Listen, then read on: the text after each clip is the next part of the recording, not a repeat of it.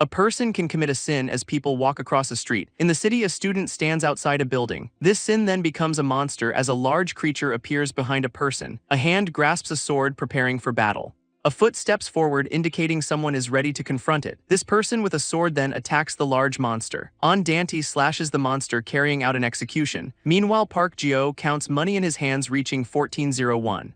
He sits on Daehyun's back laughing and holding up 1501. Park Jeo questioned Daehyun's actions to which Daehyun tearfully responded yes. Park Jeo slapped Daehyun for not bringing 5101. He then kicked Daehyun for bringing only change. Daehyun cried on the ground, his face scratched. Dante arrived sighing and calling Park Jeo a brat. He looked down at Park Jeo and another student commenting on their trashy behavior. Daehyun looked scared while Park Jeo looked angry. Park Jeo yelled Dante's name. Dante asked if Park Jeo was playing the role of a gangster, responding to Park Jeo's question about him playing a policeman. Dante asked if Park Jeo was not embarrassed in second-year high school, and Park Jeo cursed at him. Park Jeo punched towards Dante, calling him a nerd. He told Dante to go away and study. Dante blocked Park Jeo's punch with his arm. He then used Park Jeo's momentum to throw him. Dante declared that stealing money and school violence must be punished. He performed a self-defense martial art move called People's Throw on Park Jeo. Dante asked Daehyun if he was okay, and Daehyun responded to Dante. Park Jeo got up and asked Dante what he was doing. He then kicked Dante, asking if he watched self-defense videos on YouTube.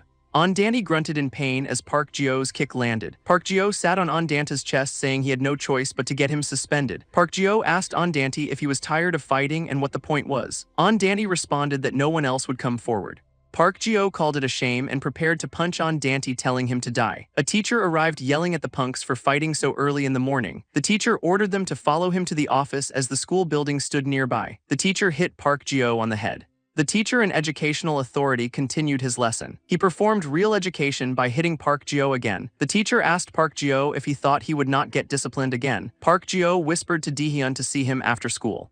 Daehyun looked distressed after Park Jeo's threat. The teacher sat down and sighed, calling Dante a bastard. He asked Dante why he always got hit if he could not fight. The teacher told Dante that he was going to become a policeman and Park Jeo was just a gangster. Dante responded that he was not close with Daehyun but could not let someone bother others. The teacher insisted it was not Dante's job and he could catch bad guys when he became a policeman. He put an arm around Dante, saying Daehyun would forget about it and live well after graduation. The teacher told Dante to become a policeman quickly and help him. He then told Dante to pretend he did not see anything. Dante's father, Detective gave him a birthday cake and wished him a happy birthday. Young Dante excitedly asked his dad to come for the cake. Detective said he would be back soon as there were bad guys outside, but his wife told him to contact the patrol division. Detective stated that taking off his uniform did not mean he was not a cop. He smiled and said he could not ignore something like that. Detective told his wife and son he would be right back and they could eat first. Young Dante held the cake on the eve of his birthday. A newspaper headline revealed that a police officer was lynched while off-duty and Dante looked shocked. People came to Detective On's family to offer condolences. A bandaged man said he could have died if Detective On had not helped him. The man apologized and thanked Dante's mother and young Dante as many people bowed behind him. Young Dante cried, wondering what his father was trying to protect during his birthday. The bandaged man and others cried alongside him. Young Dante clenched his fist holding a cross pendant, wondering if it was this scene his father sought. His mother hugged him as he cried. Young Dante cried, wondering if his father risked his life for this. Adult Dante wondered what scene his father wanted to see. Dante walked across a crosswalk with other people. A car nearly hit him and he yelled. He yelled at the driver for going when it was not a green light. Dante looked up at an overpass. Park Jeo had his arm around Daehyun on the overpass. Dante sighed and looked up at them.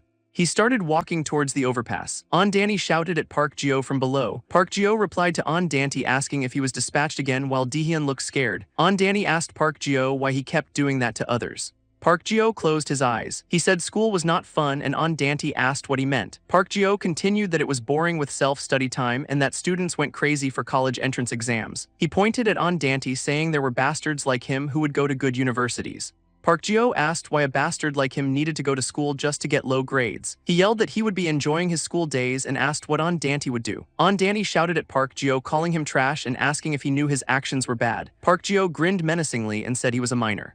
He added that even if Dante called the police. Park Jeo continued with a sinister smile, confident in his impunity. He grabbed Daehyun by the shoulder. Park Jeo held Daehyun over the railing, asking if he would get punished for pushing him.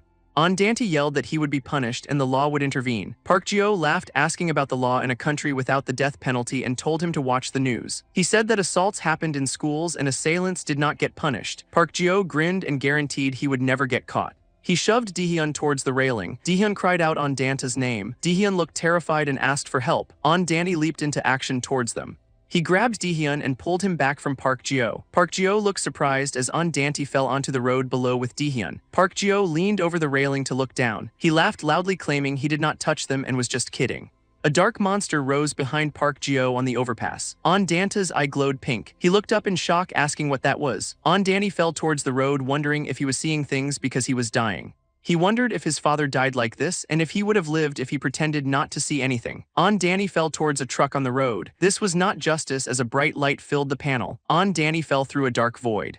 A voice said that he who sacrificed himself for others was chosen. The voice continued that they were the ones managing the goodness of mankind, the 7th generation arrangement. A large armored being said Dante's sacrifice led them here. Dante looked around, asking what happened and if he did not die. He asked what kind of monster this was, and the being responded they were the absolute good and told him to catch them. The armored being told Dante to come. It told Dante who sacrificed himself for others that it was giving him 2 choices. Dante looked surprised, asking about choices. The being offered him to grab a rope to go to heaven or take their rib to become an executor. It explained that an executor has the power to fight sin. Dante asked if the strange thing from earlier was real. The being confirmed that monsters from sins existed in reality. The being explained that a monster called Sin descends because of sins caused by humans without guilt. It told Dante that if he chose to go to heaven, this had nothing to do with him. The being urged Dante to choose quickly, as his death was just around the corner. Dante looked determined.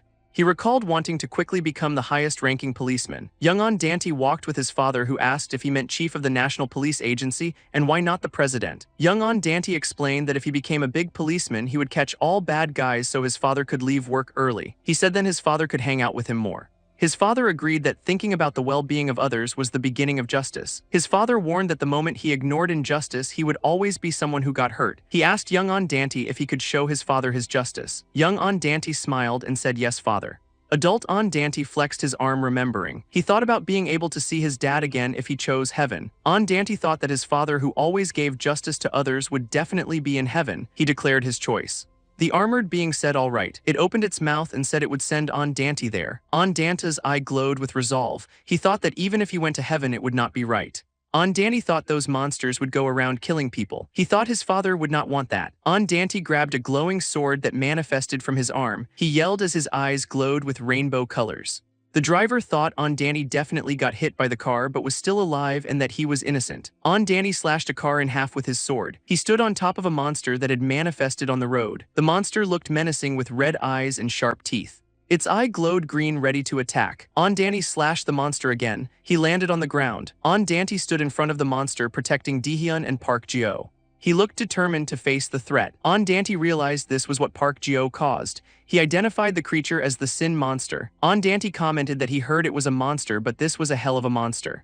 He stated he was not mistaking it for anything else. The monster looked enraged and thought only about killing people. Park Jio grunted in pain as Dante looked at him. Dante thought it was ironic that he just saved the bastard who laughed after he fell.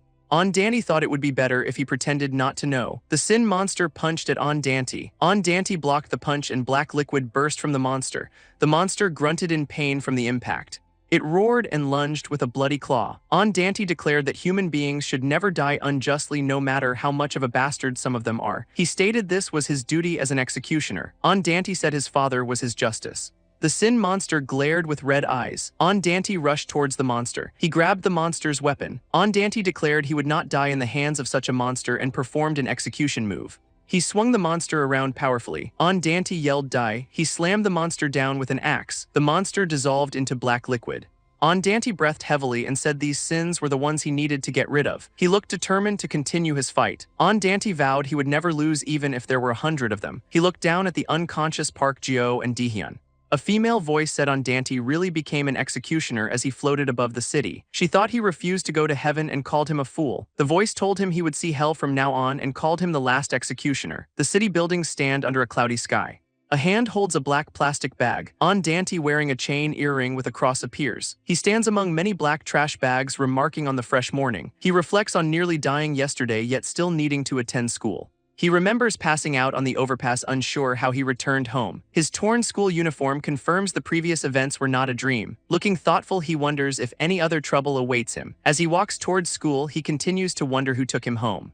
Suddenly, Dehyun runs up to him crying and calling his name. Dante asks if Dehyun got back home safely. Dehyun apologizes for running away, explaining he was shocked and frightened. He looks down with a flushed face. He then tells Dante he heard he jumped from a truck and taught Gio a lesson. Dante looks surprised by these words. He stops Dehyun and asks if he ran away because he saw some monster. Dehyun looks confused, asking what monster Dante is talking about. Dante looks shocked by Dehyun's response. He looks back down the hallway as if perceiving something. Dante then looks at Dehyun with a worried expression. Nearby, Park Gio is on the floor apologizing, asking if it is Dante. A hand is shown on the ground next to him. Park Gio bows down to Dehyun and Dante, apologizing for sinning against them and promising not to mess with them again. His face is shown sweating and looking terrified on the ground. Other students comment on Park Gio's strange behavior, wondering if Dante finally won against him. Dante looks confused and worried by this display. A sign for the men's restroom is visible. Dante sits on a toilet seat, thinking his instinct tells him something is strange. He recalls the monster's threatening look from last night. He now feels a malice from the people around him that was unknown before last night. He finds Park Gio's overnight change strange just as Dehyun calls his name. Dehyun suggests they move to another place, but Dante says his chest is tingling. Two other students walk past the restroom door discussing earphones, with one mentioning he forgot them. One student asks if the other lost the earphones, which he denies. Dante shouts that something just came out and that it hurts. The two students look surprised as one tells the other to stand still. Dante grabs Dehyun's face and points upwards, yelling about something up there. He asks Dehyun if he really cannot see it. Dehyun asks if a cockroach came out, stating there is nothing there. Dante looks shocked and says something in response. A green bug-like creature's leg becomes visible. Dante runs, saying something is definitely wrong as Dehyun asks where he is running. Dante jumps over a railing with the green creature following close behind. He looks shocked and sweaty. He sees a locked door secured with a padlock. Dante punches the door open. He is now outside on a rooftop with the small green creature. Dante looks around at the cloudy sky. He exclaims about his superpower, stating he did not intend to break the door. A close-up shows Dante's purple eye. The green creature is shown with a glowing nail in its chest. Dante kneels near the creature, wondering if it is also a sin, and finds it cute in daylight. The creature shoots something white at Dante, who reacts with an axe. Dante stands on a ledge, thinking he cannot jump from the 4th floor despite his strength. He makes a finger gun gesture, declaring his 100-fold willpower and that he is watching. A man on a news screen states an incident occurred that could not be overlooked. Dante watches a news report about a child locked in a suitcase for lying. He thinks the crimes of this world are never ending, as the stepfather claimed it was for discipline. Dante wonders if monsters appear in places like that just as Dehyun calls his name. Dante asks Dehyun if he is headed towards the academy. Dehyun points out that an older student is getting beaten up, and Dante looks surprised. A utility pole stands under a dark sky. Dante looks at Dehyun, who is breathing heavily. They approach their school senior, who is sitting on the ground looking beaten. Dante asks the senior if he is okay, but the senior tells him to mind his own business. The senior claims he just slipped and fell, but Dante says he knows he was beaten up. Dante suggests going to the police or hospital, but the senior angrily tells him not to interfere. The senior continues to cry as Dante stands nearby. The senior answers a call from his mom and lies about being late because he was playing with friends. A heart with a valve appears above the senior's head as he lies that his friends are all good. The senior asks his mom to deposit money for reference notes as a monster appears behind him. Dante recognizes the sin he saw earlier. A monster descends when one commits a sin without feeling guilty, while other students argue about earphones. The senior continues to lie to his mom, saying no one is messing with him. Dante wonders if this is the sin of lying. He notices that this sin is different from the previous one. The monster behind the senior is getting bigger and bigger.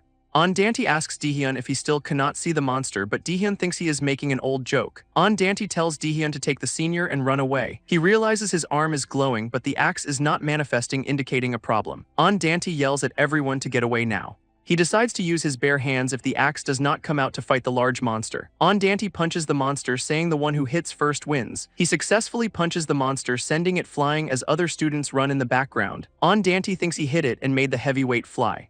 The monster screeches as Dante stands ready. The monster begs for forgiveness, and Dante is surprised it can talk. The monster states it is a weak newborn sin and has not killed anyone. It cries and begs for mercy, saying not all sins are bad. Dante looks at the monster with a thoughtful expression. He ponders for 2 seconds, thinking there is a lot he does not know about sin, and he might get information if he can talk to it. Dante looks shocked and bleeds from his mouth as the monster's mouth is covered in blood. The monster impales Dante with a sharp tongue-like appendage, calling it a bright red lie. Dante screams in pain as the monster screeches loudly. The monster attacks Dante again. Dante is hit and thinks about the wolf. The monster delivers multiple rapid blows to him. Dante notes that the monster is fast. He realizes he can see the trajectory of its fist. Dante prepares for self-defense. Dante dodges the monster's attacks, muttering barley rice. He expresses amazement at dodging and declares he is taking it all. The monster screeches that he is not too bad human as Dante continues to evade. Dante kicks the monster forcefully. He is in mid-air after the kick while the monster stumbles back. He reflects that he lost every day but has had a lot of fights. Dante trusts his experience and powerful body. He believes he can win without his axe if he keeps fighting. A mace-like weapon appears above him as he declares his will to win is 100-fold. The monster grins, saying Dante is fun and it will receive his fist. Dante punches the monster again. His hand is shown clenched and then his arm is bleeding. The monster opens its mouth wide and reveals it lied. The monster attacks Dante, sending him crashing to the ground. Dante coughs blood as the monster states he fell for it twice and humans are stupid. The monster strikes Dante with its tail. Dante is hit by the monster's powerful blow. He is sent flying backward from the impact. The monster continues its attack, calling him stupid. Dante is injured and bleeding, yelling to let go and saying damn. Dante is on the ground struggling against the monster, saying he cannot even scratch it. He wonders why his axe did not appear, thinking about the 2 students who ran away. Dante clenches his teeth, frustrated that he became an executioner to save humans. The monster calls him a hardy human and asks if he thought a mere human could win against sin. The monster raises its fist to strike Dante, yelling die. A pink blade appears from above, striking the monster. The blade hits the monster and sends it flying against a wall, splattering blood. The monster is heavily damaged and bleeding from its back. The monster looks surprised and confused. A girl stands on a railing above as the monster states humans cannot win against sin. Dante looks up at the girl, injured and bleeding from his mouth. The girl stands on the railing above both the monster and Dante. The girl holds a sword and asks what if they are executioners. A close-up shows the girl with red eyes and short dark hair. A girl on the railing declares humans cannot win against sin. She looks forward, her short dark hair framing red eyes. Standing above the monster and Dante, she asks if they are executioners. Dante notices her school uniform. He warns her to run from the monster, believing it to be the sin of lying. Surprised she knows about sin, he asks if she just mentioned executioners. The girl then holds her sword. The monster claims it is a sin but acted in self-defense. It explains a human attacked it first and feels wronged. It screams for mercy as the girl attacks. She strikes it with her sword, telling it to shut up. Dante sees the monster's arm regenerate. The girl observes its nose grows every time it lies. She prepares to cut off its nose, first using her draw sword conviction of guilt technique. The monster screams that its nose hurts. The girl performs a spinning attack on it, stating that is a lie. She continues her relentless attack. The monster falls to the ground from her strikes. The girl notes it has been a long time since she saw a nose-growing sin of lying, adding its harm level is the lowest. She prepares for a final execution blow. The monster cries out in pain. It tries to grab a pipe from the ground. The girl and the monster clash with their weapons. She continues to attack it with her sword. She delivers multiple strikes to it. She lands a powerful blow to its head. The girl jumps back as the monster reels from her attack. The monster yells at her for being a human. It threatens to kill her. The girl corrects it, saying she is not human but an executioner. She performs a vertical slash 1-year prison sentence attack. The girl slices off one of its claws. The monster screams about its nail, stating it will regenerate. The girl explains that as a newborn sin, it does not know the only method to kill a sin is to destroy its nail. She tells the monster it will now die. The monster suddenly claims it was lying and is not a sin, saying it is also human and wonders why it is afraid. The girl leaps toward it with a glowing sword. She says that is a lie. The monster is confused, saying it cannot see and it hurts.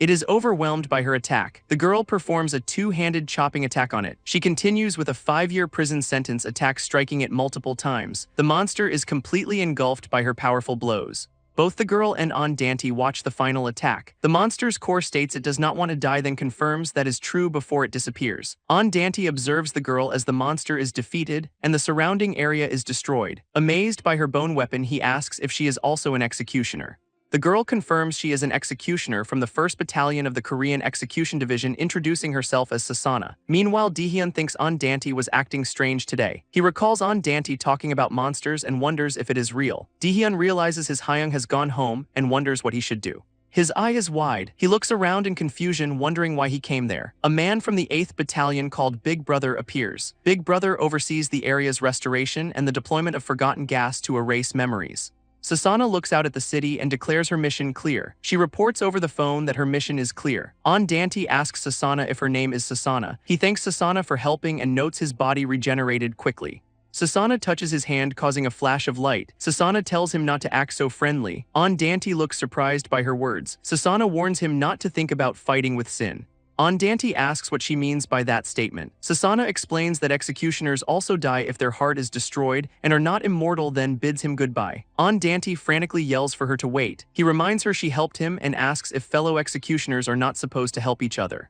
Susanna clarifies she killed the sin because it was there and he coincidentally happened to be in the same place. Dante realizes she was the one who threw him inside his house last night. Susanna confirms it was her and apologizes for breaking his window. Dante questions why she tells him not to fight sin when she is also doing it. He looks at his hand, reflecting on his own situation. Dante clenches his fist. He declares that when he was resurrected as an executioner, he made up his mind to destroy all sins. Susanna looks at him with a surprised expression. She acknowledges that he also wants to end sin. Susanna asks if his reason is just like that. Dante tells her to wait a minute. Susanna states she is not mistaken at all and begins to walk away. She asks if he questioned why he cannot do it. Susanna kicks Dante, telling him it is because he does not have justice. She sends him flying with her kick. Dante falls to the ground with a pained expression. Susanna stands over him, calling him an idiot who does not know what is important. She adds that the execution division is full of idiots and there is no reason to add another. Dante tries to speak, telling her to wait and listen. Susanna tells him to shut it and calls him the idiot. Dante asks why he cannot even bring out his executioner's weapon. Susanna advises him to pretend he sees nothing and live quietly. Dante's eyes show his resolve. He stands up. Dante looks confused. He questions if he truly does not have justice. Dante looks up with a shocked expression. He shouts, "Me." The city is seen at night. Dante stands outside a building and dismisses Susanna's words. He complains that she beat him up and then told him he lacks justice, questioning her right to say that. Dante acknowledges Susanna is strong as he walks away and notices a small monster. The small monster sits on the ground holding a spoon. Dante looks at the small monster near some trash cans. The small monster jumps. A man with purple hair states it is none of your business. Dante recalls Susanna's words to pretend he sees nothing and live quietly. He looks around at the numerous small monsters appearing on the street and asks how he is supposed to pretend he does not see them. Dante states he cannot go back to the time when he did not know what sin was. He remembers Susanna telling him he cannot even bring out his executioner's weapon. Dante clenches his teeth, determined to show her his will is 100-fold. He shouts justice with glowing purple eyes. Dante clenches his fist and shouts come out as spikes emerge from his arm. He looks at his hand. Dante expresses frustration that his weapon is not coming out. Several small monsters burst from the ground. Dante looks surprised. A large foot steps nearby. The man with purple hair observes Dante's expression and says a boy makes such a face when they either sinned or got beaten up. The man with purple hair walks forward. He holds a lollipop and asks Dante which one he is. Dante looks at the man. A man with purple hair states a boy makes such a face when they either sinned or got beaten up. He asks Dante which one he is. Dante looks surprised by the question. Dante replies it is neither. He then adds that since he was kicked out from the execution division, perhaps the man is not wrong. Dante asks if the man is also an executioner and says he is no longer surprised. The man confirms he is the strongest in the execution division, introducing himself as Damon. Damon laughs and mentions Sana. Now in a playground, Damon asks if Sana is old enough to tell him he has no justice. Dante asks what is so funny, expressing his frustration. Damon apologizes, explaining his excitement to return to this nation after 50 years. He adds that Sana has not changed at all, making Dante wonder if he is crazy. Damon then asks Dante if he knows what happens when one kills a sin. Dante replies that they just seem to disappear. Damon explains that while the sin monster disappears, the person who committed the sin will feel guilty. Dante realizes this explains Park Gyo's torment. Dante asks again if Damon is truly an executioner, to which he repeats that he is the strongest in the execution division. Damon states that Sana also carries a wound in her heart similar to that guilt. He offers to teach Dante how to fight as an executioner for Sana and for Dante's sense of justice. Dante's eyes widen in surprise at the offer. Damon then asks if Dante and Sana will help him achieve his dream in return.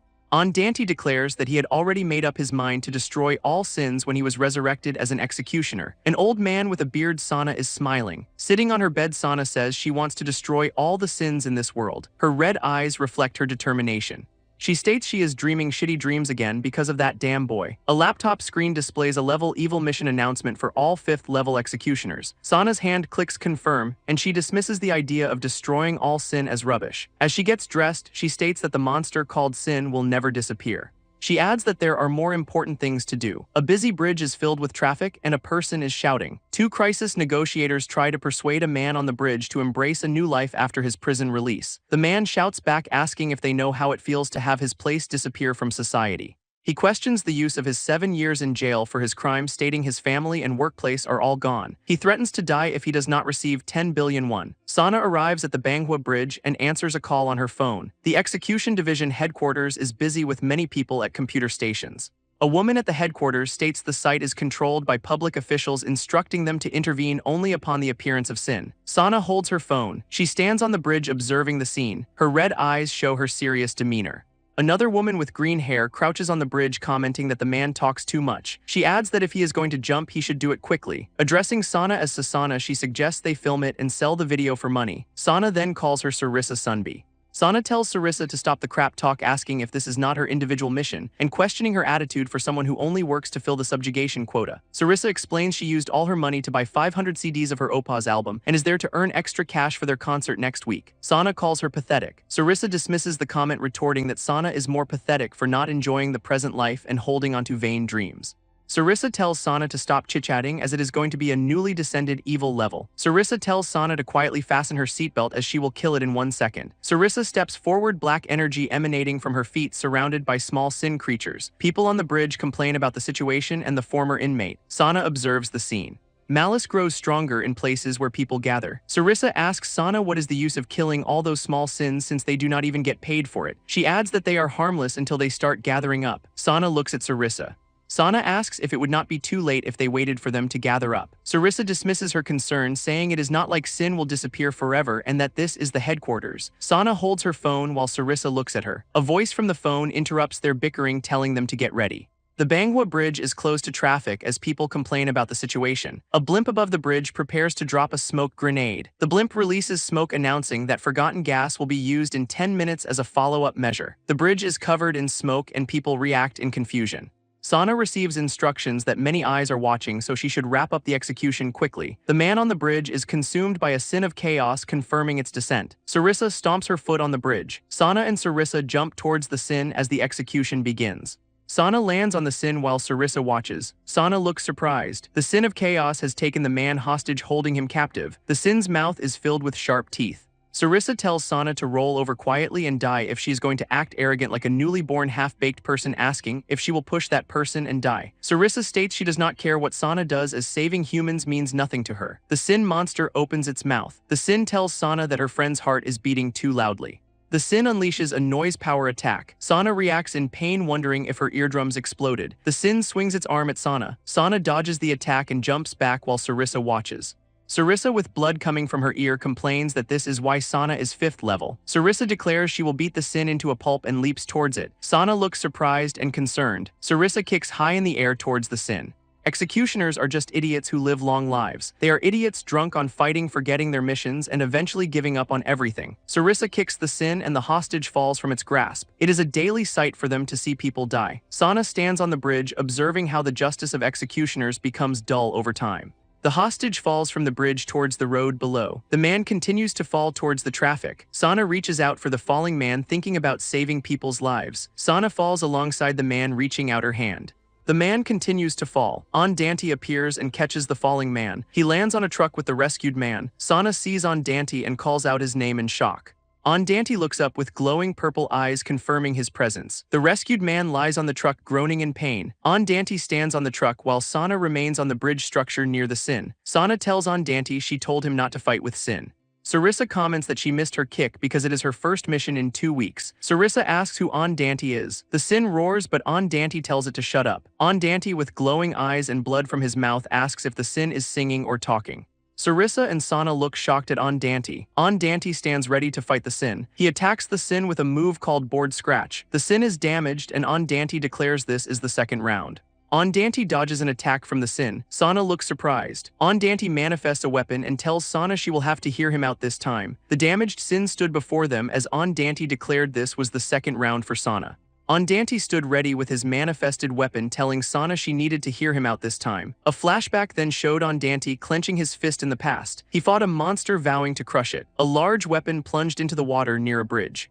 Sana on top of a bus wondered about that brat. She looked forward with a serious expression. Sana questioned if Dante now knew how to use his executioner's weapon. Damon held a bubble tea thinking Dante was quite talented.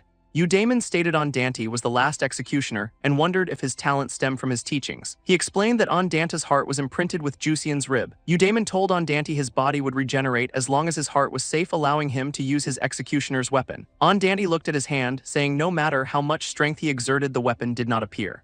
Damon used an analogy about stomach aches to explain that knowing the reason helps. Dante's eyes were shown as Damon told him to think about it. Damon asked Dante how he was still there after his body was shattered in a car accident. Dante recalled Sana saying his body could regenerate. Damon confirmed Dante's body was currently like a shell. Text explained an executioner's heart is imprinted with Jusian's rib, and the energy is called the power. The power flowed out of Dante's body to prevent it from shattering. Damon asked what if Dante focused the power only on his hand. Dante looked surprised and uttered "Oh." Damon explained that balance was important and focusing too much power on one arm would shatter the body. He added that Dante would not die, but his body would shatter, regenerate, and cause endless pain. Damon asked Dante if he was willing to endure all of this and fight as an executioner.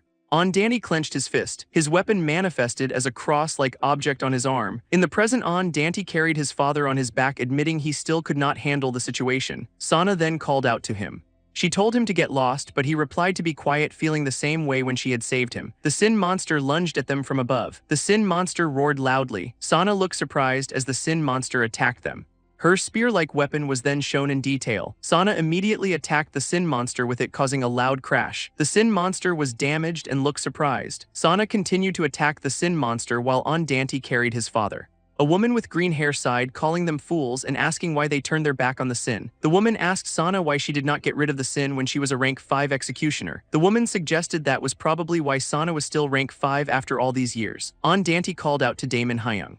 Dante asked Damon why he told him about Sana. Damon smiled, saying Dante was a kid untainted by the executioner division. Damon added that when he saw Dante and Sana, he thought they were similar. Sana shouted that a person's life was her priority. Her red eye was shown in a close-up. The green-haired woman called Sana arrogant. The woman asked Sana which battalion she was from and suggested she might also be rank 5 since she did not know her. Dante asked Sana what a battalion was and what he should answer. The green-haired woman sighed, saying Sana did not even know what to do. The woman then looked surprised and asked if Sana had just resurrected before Dante asked why Senior Sarissa did not save anyone. Sarissa asked if there was a rule that she had to save people. Dante said Sana sacrificed her life for someone and asked if that did not make her capable of becoming an executioner.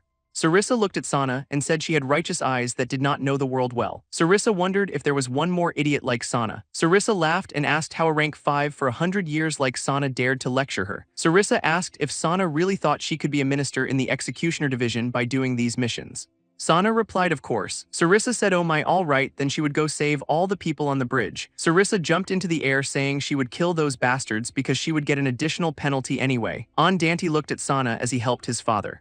Dante told Sana she was more sloppy than she looked. Sana looked shocked and asked how he could be so straightforward. Dante asked Sana if she was not pissed with what that senior said. Dante said what he wanted to say yesterday was to kill every Sin and save people. He asked Sana what was wrong with this. Sana replied that the executioner division was not as beautiful as he thought. Sana explained that they killed Sins endlessly and the fatigue made executioners forget their mission's purpose. Sana added they only killed Sins and no longer minded other people's lives, and that Dante would become one of the typical fools. Dante reminded Sana that she saved someone. He also asked if she did not say something about becoming the executioner division's minister. Dante declared he did not care what happened next, and he would get rid of the Sins and save people. He stated he would do both things, and it was his promise to his dad. Sarissa stepped on her weapon, muttering that she was losing energy because of those fools. Sarissa noted there were 3 minutes until the gas dropped as she attacked. Sarissa remembered that someone killed an evil-level Sin with one stroke 50 years ago and wondered if she could do that. She then dismissed it, saying it was not her concern. Sarissa attacked the sin monster, saying that sin would never disappear anyway. Sarissa told the monster it knew the concept of losing well and asked if it would run away with its small foot. Sarissa leaped above the sin monster to attack it. Sarissa plunged her weapon into the sin monster's mouth with a signal spear attack. Sarissa smiled, saying she could block its mouth when it attacked with sound. Sarissa kicked the sin monster's head, saying she would smash it in one go. Sarissa looked shocked as the sin monster's mouth glowed. The sin monster unleashed a noise pollution attack. Sarissa noted the attack was similar to earlier. Sarissa was thrown back by the attack. She wondered if her ear canals popped from the direct hit. The sin monster told Sarissa she underestimated it too much. The sin monster added that it recognized the consistent pattern of her movements. It asked if Sarissa was aiming for its body. Sarissa was blasted by another attack. The sin monster attacked with a boisterous 700 decibel attack, telling her to die. Sarissa was hit directly in the face by the attack as the monster laughed. Sarissa was pushed back by the attack. Sarissa was bleeding from her face and asked if the monster thought she took a rank 3 executioner lightly. Sarissa attacked the sin monster again, focusing on the balance. Sarissa smiled with blood on her face, thanking the monster for underestimating her as it looked surprised. Sarissa prepared a phalanx attack, saying the monster did not run away while it could. Sarissa unleashed a powerful attack on the sin monster. Sarissa's attack hit the sin monster directly. The sin monster was thrown back by the attack and growled. Sarissa looked at the monster, then looked surprised. Sana ran at high speed. Sarissa was shocked that a rank 5 was running at that speed, and Sana realized the sin did not die yet. Sana asked Andante what they were going to do since she was pissed but could not go after seniors with her speed. Andante picked up Sana, saying like this. Sana was surprised, asking what, as Andante said an executioner's strength could handle one person. Sana called Andante a crazy idiot as he shouted, "Let us go, Sasana." Andante threw Sana towards the sin monster. He performed a people's throw. Sana attacked the sin monster with her weapon, saying if not it was 5 years in prison. Andante fell and told Sana to pull out her blade, but she asked what. Andante was shown falling as he said Sana had mentioned its weakness was the nail. Sana attacked the sin monster, shouting die. Sana screamed in pain. Damon watched from above, saying Sana failed in team play as always. The sin monster and Sana both crashed to the ground. The sin monster was damaged and said it still had a lot of things to say. Sana was on the ground telling Andante she told him to pull out her blade and that she could cut it down even if he did not come. Sarissa walked past Sana and Andante, saying he was funny and that she had already destroyed the nail, so it was dead. A blimp started dropping gas. Sarissa said the gas would not affect them, but it was annoying, so they should leave. Sarissa asked Sana who she was. Andante smiled. Police and emergency responders were shown tending to Andante's father. Andante looked at Sana. Sana's eye was shown. Andante kicked Sana, saying she had asked him idiot. Andante greeted Sarissa and said he did not know about the executioner division yet as he recently got resurrected. Another sin monster appeared above them. Text stated the mission result on March 13, 2021, and that the one that descended after it. The new sin monster was large and multi-eyed. Its tentacles were shown. Text stated that based on assisting 2 people died on duty. Rain falls on a city street with a subway entrance. Surgical tools are laid out as the youngest rank 5 member died in the line of duty after being resurrected. A pink-haired doctor and 2 other figures stand over covered bodies in a medical room as more people were added for a brutal level mission. A hand holds a cup of mint chocolate ice cream. A man with a towel on his head shaves while talking to Sarissa, remarking that nothing has changed after 50 years. The pink-haired doctor asks what is meant by Damon taking care of everything. Sarissa and the doctor exchange insults, with the doctor asking if Sarissa is still listening to weird songs. The man with the towel on his head punches through a door, sending Sarissa flying. The pink-haired doctor holds up glowing hands, stating that 2 people were safe because of her. Her hand glows with green energy as the power blessing is rapidly used. Meanwhile, a car radio reports that low pressure has passed from the country. Detective On listens to the radio report that strong and heavy rain is still expected. Amidst blood and debris, a hand and a foot are shown. The girl with red eyes and Andante look shocked at the scene. A sin monster's tentacles then attack the girl and Andante. A large tentacle crashes onto the street, throwing both the girl and Andante. Andante cries out in pain. He lies severely injured on the ground, screaming. The girl with red eyes yells at Andante for being salty about losing an arm and a leg. She tells him to regenerate his body like he takes out his weapon. Andante is then thrown back by a massive explosion of energy from the sin monster. He and the girl with red eyes lie injured against a wall. The multi-eyed sin monster states that this is not its work and it is annoying. The sin monster floats in the air. A flash of pink energy then fills the panel. The sin monster is struck by an attack identified as accomplice's honor with the declaration that everyone can die except me. A foot steps forward with force. A spear of light called Great Spear is manifested. The sin monster is impaled by the spear. Sarissa is shown holding the spear and asks why the small sins are being killed. The sin monster states that nothing is gained by killing them. Sarissa states that it will be too late if they gather, and this is the result. She grinds her teeth in anger. Sarissa yells that she is quite pissed and attacks with a lookout spear. The spear hits the sin monster. The spear flies through the air towards the water, creating a large explosion. Sarissa falls through the air and curses. She states she has no place to step on as she falls towards the water. A hooded man says it is the sin of aiding a crime. He and the pink-haired doctor observe the situation, stating it is a brutal level and not something a rank 5 can handle. The pink-haired doctor says it is frustrating not to see the sin. The hooded man is addressed as 8th General as an assistant reports increasing damage. The 8th General reads a manhwa and tells someone requesting reinforcements to be silent. He wears a bird-like mask. The 8th General states this is an interesting scene while reading his manhwa. The pink-haired doctor calls to the 8th General, who replies that the situation is not as interesting as manhwas and is cliched. An illustration shows that a small sin killed by an executioner becomes a bigger sin, which is then killed by a stronger executioner. The 8th General states this pattern has never failed for over 100 years. He states that reading manhwas is more interesting than his boring work. The pink-haired doctor thinks that her superior is not normal. The hooded man asks Winston if there is one more interesting guy. The 8th General looks on. The sin monster looms over Andante and the girl with red eyes, who tells him to get to his senses. She tells Andante to wake up and leave before Senior Sarissa comes. Andante lies on the ground and says it hurts. He recalls dying for the first time when the sin of lying hit him and the night he pulled out his weapon. Andante thinks he feels like he's going to die, but he does not. A man asks Andante if he is willing to endure all of this and fight as an executioner. Andante is shown regenerating his leg and responds to Damon Hyung. The man tells Andante that he will definitely become an unhappy person. Andante thinks about what the shitty monster does to other people. A man states that one will definitely become an unhappy person. Andante stands with a regenerated leg and says he cannot break it, thinking he cannot let it go. He and the girl with red eyes are resolved to stop it 100 times, stating they must. Andante and the girl with red eyes stand ready to fight the large sin monster. A red bird-like creature called Great Red Bird appears. The Great Red Bird attacks the sin monster. Andante and the girl with red eyes yell. The Great Red Bird pierces the sin monster. Andante asks if it is Senior Sarissa, then says no. His eye is shown with sweat. A jacket lies on the ground amid smoke. A man comments that it is crazy that he pierced the monster with a jacket. The 8th General remarks about that boy. This is the former general of 6th Battalion who went missing. Damon stands shirtless holding a purple jacket while Andante and the girl with red eyes are unconscious on the ground. Andante and the girl with red eyes lie unconscious. Damon wonders if they died on duty and calls them reckless brats. He faces the sin monster and states they are different from the rotten executioners they have now. Damon tells them to leave this to Hyung. He creates a golden cross of light, stating he will imprison the sin. Damon unleashes a powerful golden attack on the sin monster.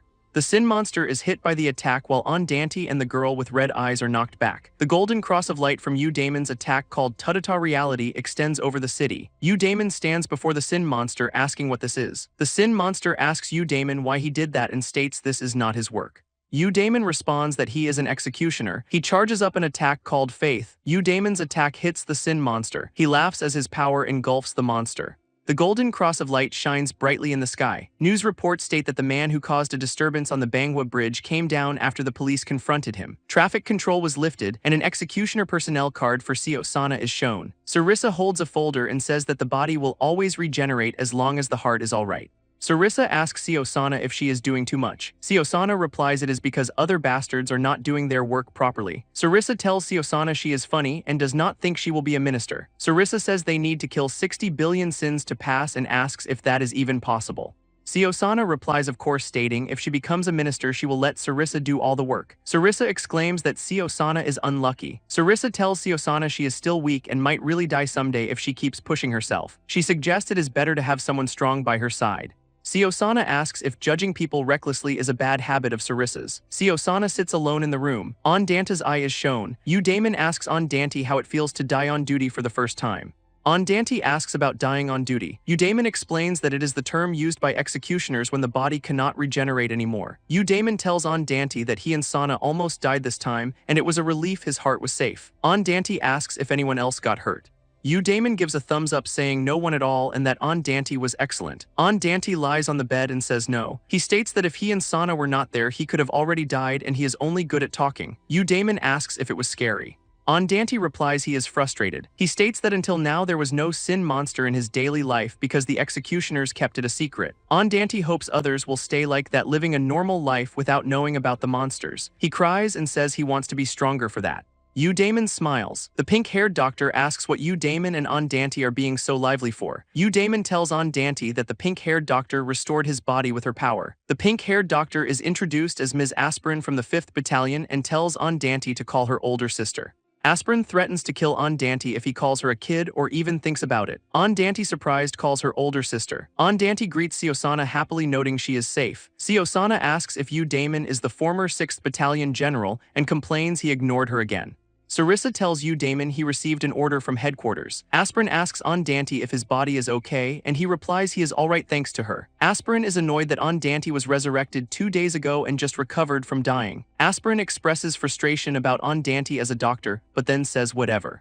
Andante asks if he does some running. Eudaimon explains it is an order from the first general and is not about fighting a sin. Siosana and Andante look shocked as Eudaimon states they will die for real if they fail. Aspirin points and states their first mission is feet run across a floor, creating a small splash. The runners' sneakers transition to bare feet as they move onto train tracks. Eudaimon, Andante, and Siosana run together through a tunnel where Daimon mentions North Korean spies with heavy armor. Andante questions if that is possible and if Sana witnessed it, but she replies she was in the Middle East. He then asks if he will be exempt from military service as an executioner. Eudaimon replies that he does not know. Daimon tells Andante he is the only executioner from the 21st century. Andante reacts with a shocked what? Meanwhile, a red cross symbol is displayed on a wall elsewhere. A man in a white uniform asks about the probability of the last executioner arriving alive. The man in uniform moves a chess piece on a board. He addresses the first general who sits opposite him at the chessboard. The first general replies the probability is as much as the man winning chess against him. Back in the tunnel, Aspirin calls out to the group saying, "Kid." Aspirin points and states their first mission is to successfully arrive at the headquarters. Siosana and Andante look surprised by this announcement. Andante asks if that is too easy a mission. Siosana tells him the execution division said this is a course. Eudaimon points out the group is currently in the Songjiang Station underground shelter with Sarissa also present. Aspirin explains the headquarters entrance is on the underground track between Seodimun and Gwanghwamun stations. A map shows the subway track from Songjiang to Seodimun would take at least 30 minutes. Andante asks what happens then, and Aspirin points, stating there is only one condition. Aspirin instructs them not to let the train driver notice them and to keep their distance while running on the track. She adds they must arrive at the headquarters as Andante and Siosana begin running on the tracks. Andante complains this is just a test and questions why he must do it when Sarissa skipped it. The first general asks the man in uniform if he thinks it is a harsh condition. The man in uniform replies no. He states the last executioner faced defeat twice against Sin and asks if the general intends to make him prove his worth. The first general replies he has no interest in that. He explains there is a more important reason for the challenge. The man in uniform looks at him questioningly. Someone shouts encouragement to Dante and Sana as a train passes by them. Eudaimon cheers that even humans can run at 10 kilometers per hour, so superhumans can certainly do this. Andante looks tired and calls Daimon's name. He notices Eudaimon is not even breaking a sweat. Andante exclaims about the mission. He shouts about this wacky mission while running from an oncoming train with Siosana. Eudaimon reminds them not to let anyone see them. Eudaimon runs on the tracks with a train heading directly toward him. He demonstrates keeping distance by landing his foot precisely on the track. A red streak of energy indicates something is arriving at the station. Andante asks how they are supposed to do that while running with Siosana. Siosana calls him an idiot and says that is power. She explains that for Eudaimon it is as easy as breathing to bring out his power from inside his body. Siosana tells Andante to pay attention to his legs and he asks if it is about balance. Andante asks if she is boasting about what she learned from Eudaimon and she asks when she ever boasted. Andante lands his bare foot on the tracks saying okay. He uses public stealth and power output while running on the tracks. He cries out in pain as his feet begin to bleed. Eudaimon remarks that it is not too bad, but Andante still has a long way to go. Eudaimon tells them he will not help this time. He reminds Andante about his experience when the truck hit him. Eudaimon asks if Dante will be the first person to compare the destructive power of trucks and trains from first-hand experience. Andante thinks Eudaimon is serious, and Siosana tells him to get up because the train is coming. Andante runs past an exit sign. He thinks his body has surpassed humans even without using his power, wondering if he can truly run 60 kilometers per hour. Andante coughs up blood. He thinks his lungs have burst because no air is reaching them and wonders if they will be restored again. He thinks Siosana seemed weak, but this level of exertion is basic for them. Andante coughs up more blood and wonders how long he has to run. He thinks his heart has burst too as blood splatters. He lies on the tracks and questions if his heart is affected. Dante coughs up blood and cries out in pain. Damon observes that Dante's restoration ability has significantly dropped. Dante thinks he has received a lot of damage to his heart and his body is not moving. He remembers that executioners will die if their heart bursts and thinks no. A train approaches rapidly. Damon tells Dante to get up as the train is coming. Seosana shouts that Dante is really going to die and he thinks his last moment would be fighting Sin, but he is mistaken. The train rushes past. Seosana screams Dante's name as he lies on the tracks. Dante's face is shown bleeding and tearful. The man in uniform considers the first general's important reason. He then turns to the first general expressing doubt. He asks if Damon, the strongest of the execution division, would truly leave Dante to die. The first general replies that Damon is a capable guardian and a thoroughly rational person. The man in uniform wonders why Damon appeared now after 50 years. He also wonders why Damon is sticking around the last executioner with Sana. The first general thinks Damon must have some purpose for this. The first general's foot is shown as he considers Damon's purpose. The first general tells the man in uniform that Damon will mercilessly discard anyone who does not meet his standards. Damon looks at Dante on the tracks and calls him a disappointment. Damon says he asked Dante to help achieve his dream because he is strong but did not know he would fall apart easily. Damon asks if Dante lacks strength because he is not fighting Sin or saving anyone. Dante calls out Hyung and Damon asks which has a higher probability of surviving, being hit by a train or bursting your heart open. Dante remains on the ground. He thinks his heart is bursting open. He thinks he will never die if he can keep his heart safe. He believes if his heart is working, he can restore any part of his body. Dante pushes himself up from the ground thinking that means. Seosana looks surprised as Dante screams. Dante shouts output and states he is breaking the balance. Red energy bursts from Dante as Damon stands nearby. An image of a glowing heart with golden lines appears. Seosana reacts in shock, calling Dante an idiot. Dante stands up amid smoke and thinks he can still run if he has his legs. Damon smiles at his resolve. Damon kicks Dante and Seosana, calling it an overreaction. Dante, Damon and Seosana react as a train rushes past. Damon kicks Dante and Seosana away from the train's path. Damon then says to be honest. He announces they are already at the headquarters, leaving Dante confused. Damon asks Dante how hard he pushed himself. He explains this is the space between Seodimun and Gwangwamun Station and the entrance to the Execution Division headquarters. Damon laughs and says he was about to kick Dante's, but if he did not get up, making Dante laugh too. Seosana says executioners should not break down pathetically exhausted. Dante calls her an idiot and asks if she also did not know they were already there. Damon tells them it is not the end yet and the last gateway is still left. He gestures to a large door and tells Dante to try opening it. Damon explains Dante cannot open it with just superhuman strength and needs to concentrate all his power in his hands. He smiles and says Dante will need his arms for this one. Dante cries that this is a never-ending uphill task. A woman in a white uniform opens a small door next to the large one. Seosana and Dante look surprised while Damon smiles. The woman tells them she has been looking for them and to come in quickly. Damon kicks Dante into the doorway, saying it is just the exhaust pipe of forgetful gas. Dante shouts Hyung. Dante asks how long Damon will joke around and says he almost had brain failure. Seosana tells Dante to stop being childish first. Damon explains this is the headquarters of the executioners who have been fighting Sin for 2,000 years. Dante tells Seosana she is a special case, but she states she will be one of the leaders and he should pay his respect. Aspirin says there are only 144 executioners even after a long time. She explains the rest are normal public officials who assist the executioners. Aspirin asks Dante his name and he replies Dan as in firm and T as in big. Aspirin says he is famous among the assistants as the last executioner and that they are the youngest among the executioners. Dante points out Seosana is a hoobie in his school. Seosana looks smug while Dante looks confused. Aspirin announces they have arrived and all the officers from each battalion have gathered inside. Dante wonders how something so endless exists underground in Seoul City. Damon tells Dante not to be nervous because it is just a basic formal interview called by the first general. Aspirin thinks the former 6th General Damon will probably be the problem. The first general says he sees they are not late. He addresses the last executioner as Dante and Seosana stand before a group of seated individuals. Dante looks shocked by the sight. Various people are seated in the large room. More individuals are shown with intense expressions. Several more unique characters are displayed. Sarissa and other individuals are shown among the gathered. The first general introduces himself as Eden, the 1st Battalion Knights Templar General. Dante looks nervous.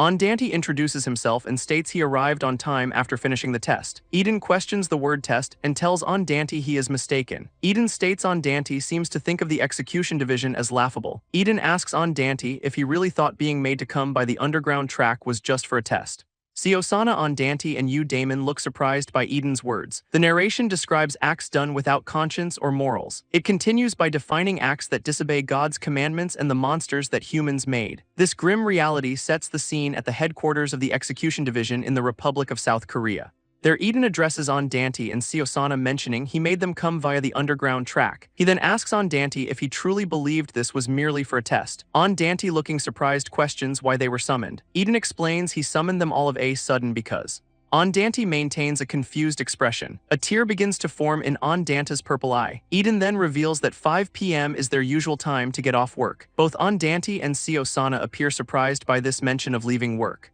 Andante quickly realizes Eden's sole concern was to leave on time. Eden declares that leaving on time is the greatest privilege of public officials, a right a greenhorn like Andante cannot take away. He announces they only have 30 minutes left and must deal with the situation quickly. Eden calls out to Rashid, the 1st Battalion commander's direct assistant. Rashid reports that Andante executed the sin of attempted murder 2 days ago after his resurrection. He adds that Seosana was present at the scene but failed to report it. Rashid then asks Seosana why she did not report the incident. Seosana replies that Andante looked weak to her at the time. She continues that she thought he would be of no help to the Execution Division, a thought Eden questions. Seosana confirms her initial thought, but states the results she witnessed in the past 2 days changed her mind. A woman with long green hair is seen in a flashback telling Seosana she judges people too easily. The flashback continues with Seosana admitting Andante is weak, but possesses a strong will to save people. Seosana notes this is contrary to many who are physically strong. The Execution Division members observe her with various reactions. Seosana admits she made the wrong judgment and is prepared to receive any punishment. Andante looks at Seosana with a surprised and grateful expression. Eden comments that Seosana's way of thinking is different as expected from the disciple of the turncoat Gideon. Andante questions if turncoat implies a betrayer among the executioners, but then dismisses the thought. Eden states it is not even worth dealing with and questions the point of lessening their executioners' headcount. Andante looks at the Execution Division members, thinking about how strange they are. He then considers how different this is from what he imagined the Execution Division would be like. Andante appears shocked and overwhelmed by the situation. Rashid urges them to quicken things since it is almost time to leave, referring to the Execution Division as a secure income source. Rashid addresses Andante as the last executioner. He explains that Andante has no choice but to be subordinated to the Execution Division under their minister's direction. Rashid asks Andante if he understands the situation. Andante shouts yes, declaring it is exactly what he wanted. He proclaims he will destroy every sin in the world. He adds that he will without a doubt save everyone. The Execution Division members are seated while Andante and Seosana stand before them. Eden tells Seosana he now understands why she did not report Andante. Eden states Andante's way of thinking is very similar to the turncoat Gideon. Andante asks how he is different from Eden, while Seosana admits she does not know who Gideon is. Andante questions if the Execution Division is meant to protect people from monsters, and if so, they must eventually destroy all sins. Cleaver shouts that is enough talking. He asks if this is some kind of cover letter presentation. Cleaver, introduced as the 7th Battalion Butcher's second-tier, questions Andante's strength to think he will rid the world of all sins. Cleaver asks if they have been playing around all this time given that sins are still present. Damon tells Cleaver that it has only been 2 days since Andante resurrected. Damon praises Andante for having such a cool dream as a newbie and asks how reliable he is. Cleaver warns Damon not to get his hopes too high. Cleaver asks Damon if he truly thinks all the generals gathered just to meet a newbie like Andante. Cleaver questions Damon about giving up his position as the 6th general 50 years ago and demands an explanation. Damon looks angry as Cleaver continues to speak about betraying them like Gideon. Cleaver mocks Damon about an incident 300 years ago where someone peed their pants on their first mission. Damon clenches his fist in anger. Damon unleashes a powerful blue energy attack called Slaughter towards Cleaver. Cleaver jumps to dodge the incoming attack. Cleaver follows up with a red energy kick aimed at Damon. Andante and Seosana react to the fighting while Rashid questions if it was a power offset. Cleaver screams in anger, telling the generals not to stop him even if he is a 2nd tier. Cleaver declares he will rewrite his history of pissing his pants today as he leaps to attack Damon.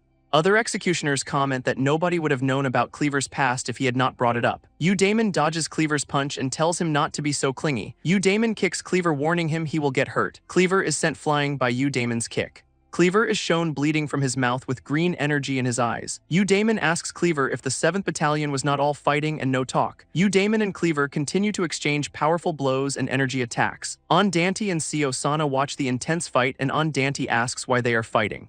Dante questions why the executioners are fighting among themselves over peeing and declares he will ban fighting and peeing once he becomes minister. A foot stomps down with green energy radiating from it. A large figure tells Dante that he said something really interesting. Dante looks up in surprise at the towering figure.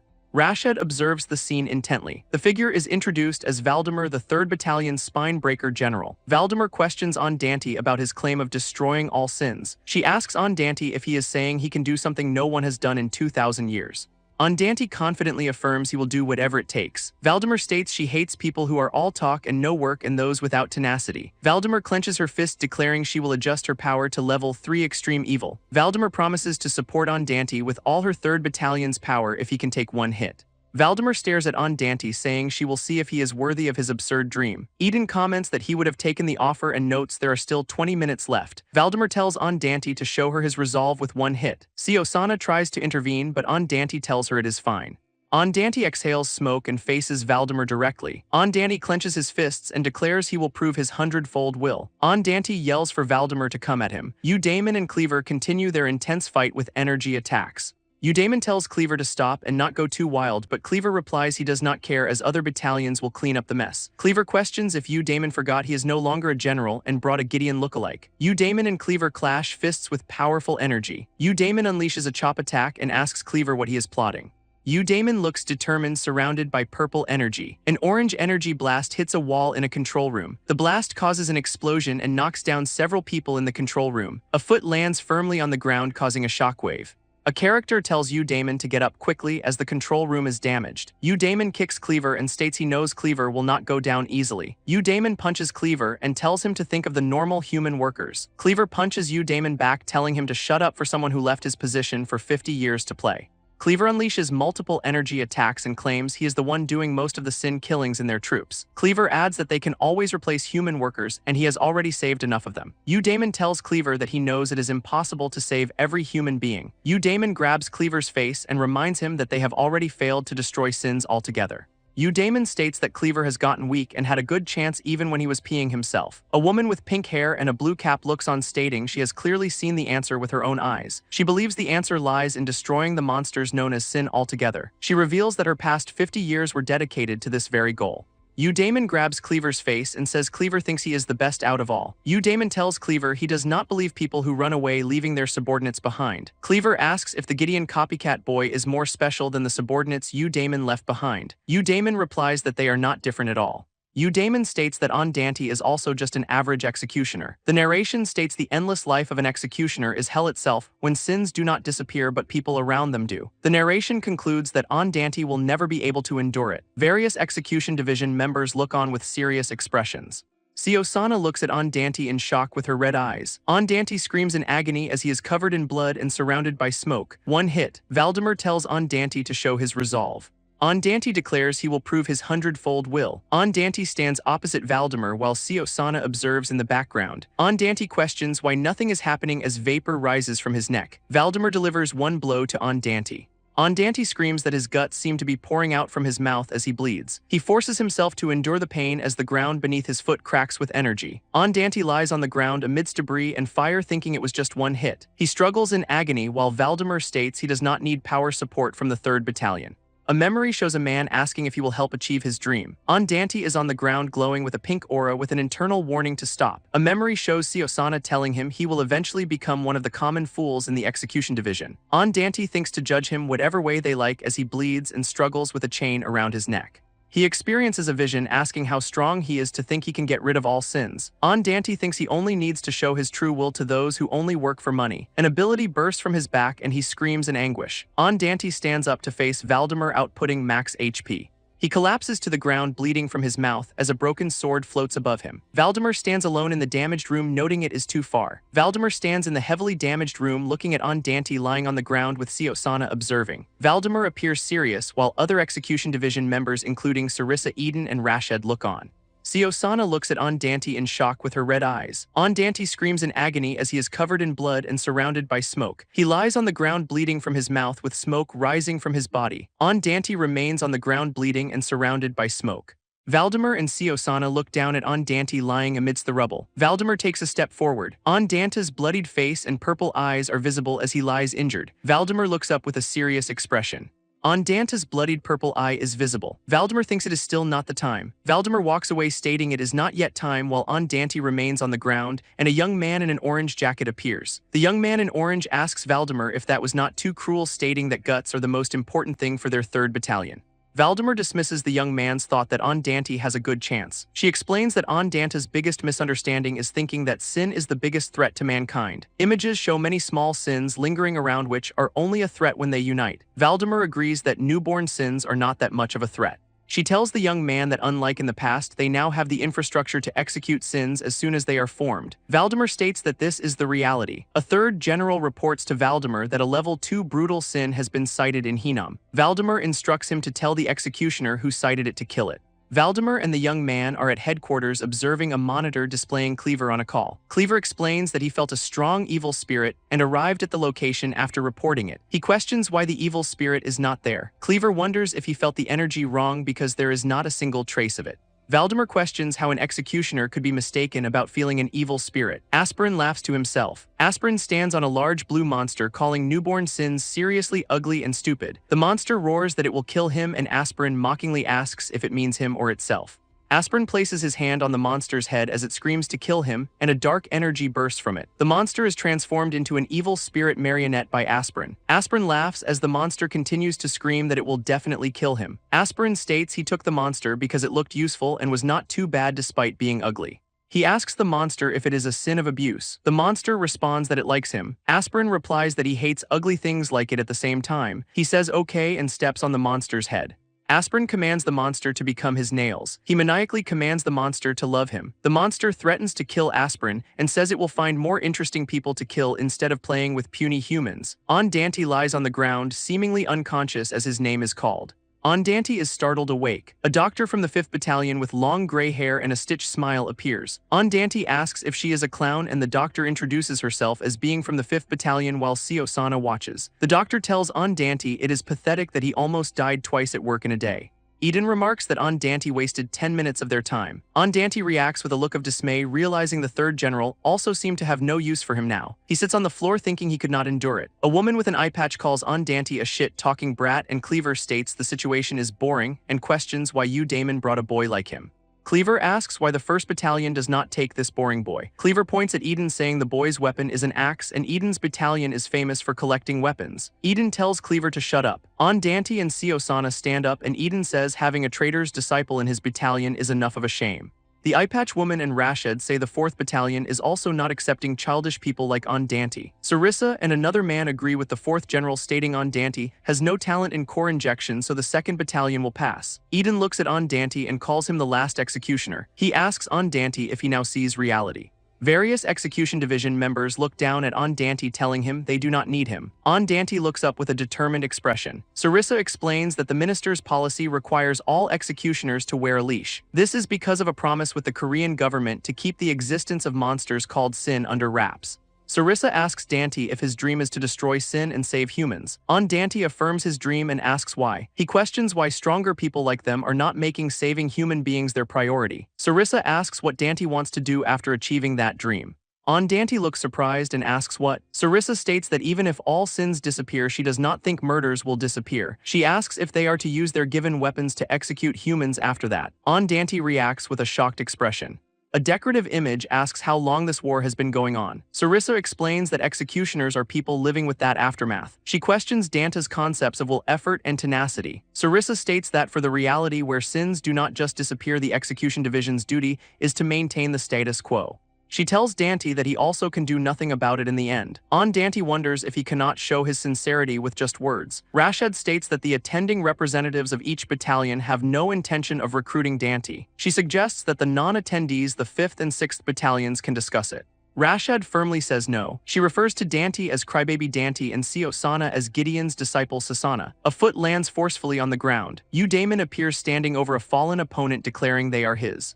Andante exclaims Damon Hyung's name in surprise, while Rashid comments that a second tier cannot stand against Yu Damon. Sarissa announces the arrival of the meeting's guest of honor, the former 6th General Yu Damon. Eden challenges Damon, who responds by asking if anyone present is stronger than him. Yu Damon walks past the fallen figures as the other generals look on. Eden questions Damon's childish provocation. Cleaver asks if Damon wants to be dissected after stepping down from his general's seat. Sarissa asks the former 6th general what he wants to say. Yu Damon remarks that 2,000 years is a long time. He states that since sin will never disappear, it does not matter if more people die, and he understands why they have become sluggards. Yu Damon and Eden confront each other. Yu Damon stands over Andante and Seosana, stating there is only one way to end this. He asks what if he has found a way to get rid of sin altogether from this world, surprising Andante, Seosana, and Eden.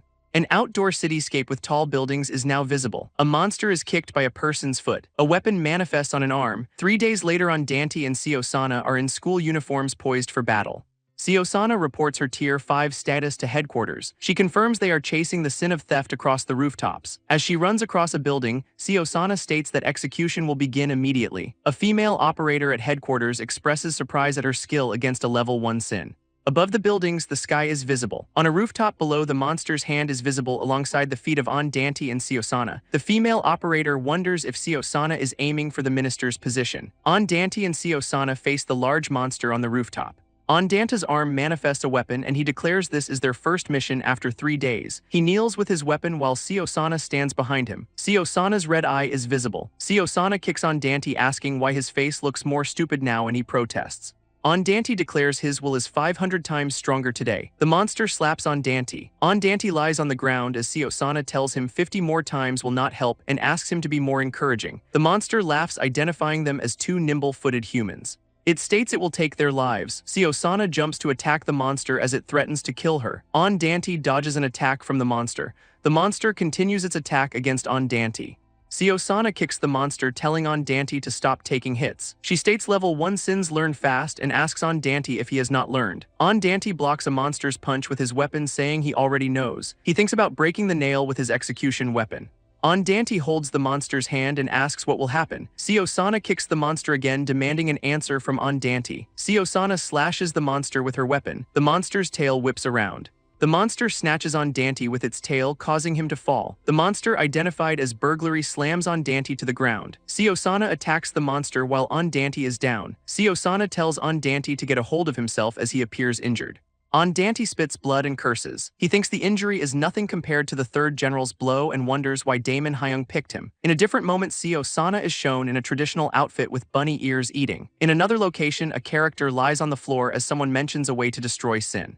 Eden calls the idea unoriginal, while the man with purple hair says a masked pervert can judge it. A hand makes a snapping gesture. The man with purple hair asks for the 10th Battalion Department and its general's position. Eden asks if they are playing with numbers and for what reason.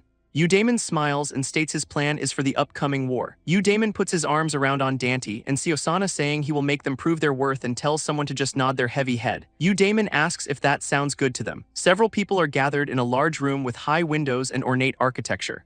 A hole is visible in the ceiling and a gloved hand checks a watch. Eden turns his back to the group and declares his work hour is over. Eden faces the group and says they can do what they want, but nothing will change. A masked figure states the 10th Battalion will be temporarily established and Yu Damon will be interrogated by the 8th Battalion after the meeting. Yu Damon walks away as armed figures surround him while Andante and Seosana watch. Andante and Seosana stand together in the large room. Yu Damon gives a thumbs up behind his back. Andante thinks that Damon Hyung keeps believing in him.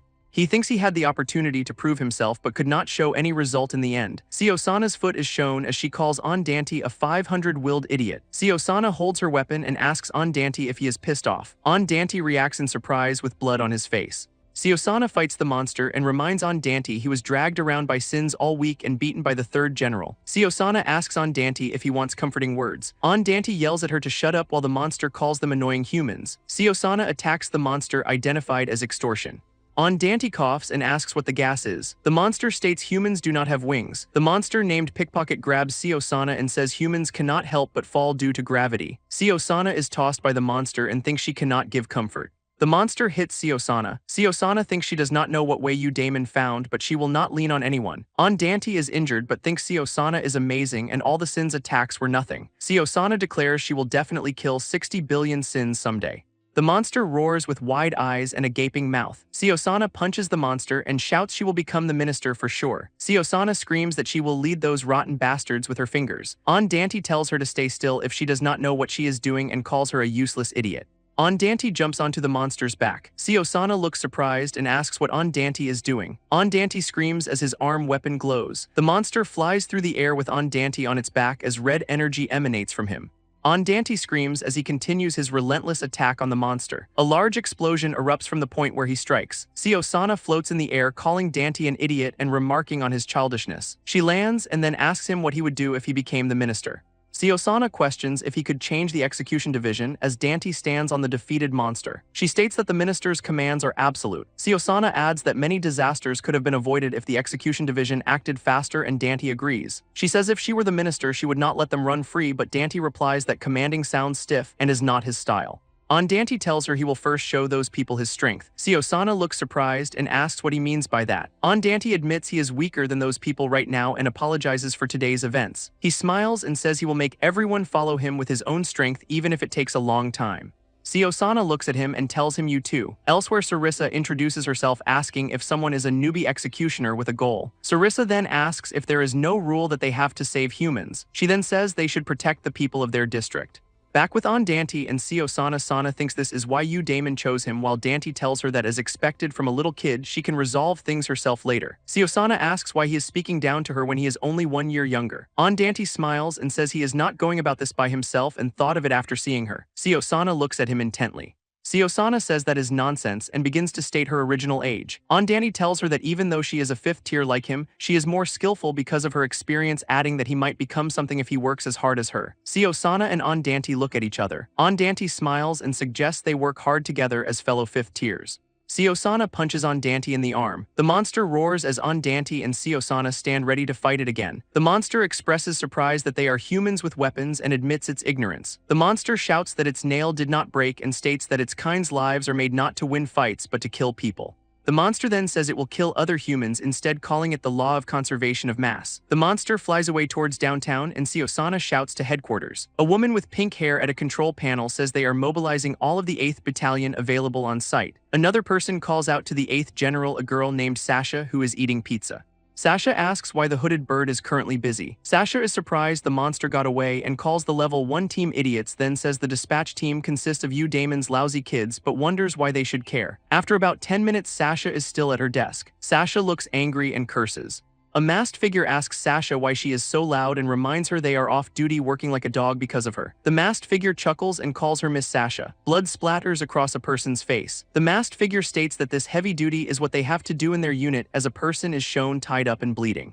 The masked figure asks Damon if they should start talking and tells him to detail his activity for the last 50 years. Damon, covered in blood and bullets, asks if they are asking him after putting bullets in his head and calls the masked figure a pervert mask. Sasha and another masked figure are at a control panel and Sasha says that the former 6th general is truly a monster even though she herself is not human. The masked figure asks Damon if he did not like the gift he got for him. The masked figure replies that the gift is as interesting as Damon. Sasha says that as for it being the method to destroy sin altogether, she asks if they should wait a bit and see what results it brings while looking at a map with glowing points. The monster flies through the air above the city with Dante and Seosana chasing it from below. Seosana complains about useless bastards and no answer from headquarters, while Dante says this is all his fault. Dante explains he thought the monster had definitely died because it fell from the 15th floor. Seosana tells him it has not even been a week since he joined, so it will be difficult to throw away common sense. The monster's nail is shown and it states that the one common sense that will not change is. The monster flies towards 2 students and says any sin whose nail gets destroyed will disappear. Dante screams human and then the people. Dante takes off his shoe. He then throws his shoe at the monster while Seosana is on the ground.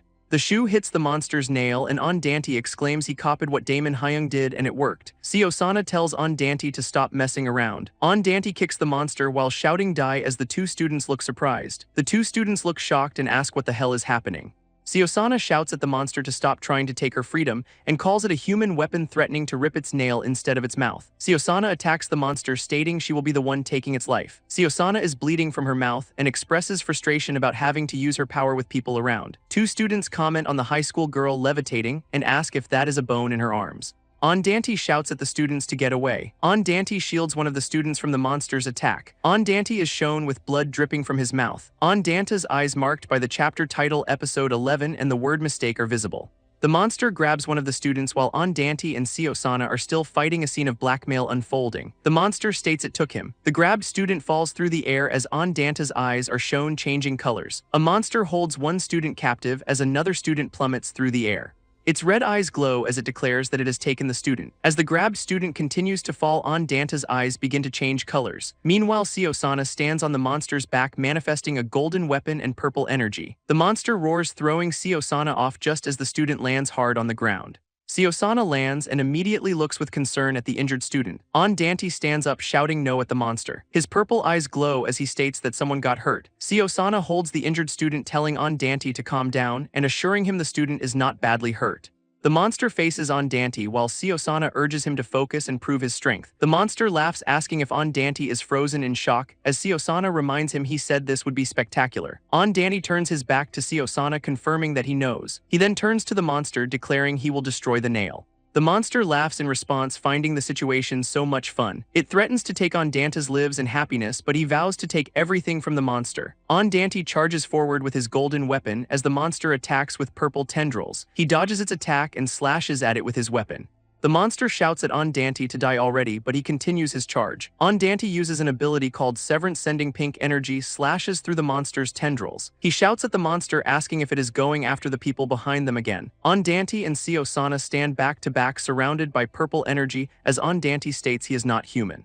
The monster's red eye is visible as it questions how Dante got behind it. Dante and Seosana stand ready with their weapons and glowing eyes, with Dante declaring he is an executor. Seosana then attacks the monster with her weapon. The monster observes her attack, wondering if it is a straight line strike or a thrust, believing it can block it. Seosana's attack hits the monster with an explosive force, surprising her. The monster's eye shows confusion, realizing the attack was not a thrust. Seosana performs a sweeping slash with her weapon, calling it weed-cleaving form. The monster screams as it is heavily damaged by her powerful attack. The damaged monster laments that it still had so much more it wanted to steal. Dante rushes towards the injured student, calling him Mr. He checks on the student, asking if he is in a lot of pain and saying he will call 119. Seosana looks at Dante, calling him an idiot and reminding him what she told him.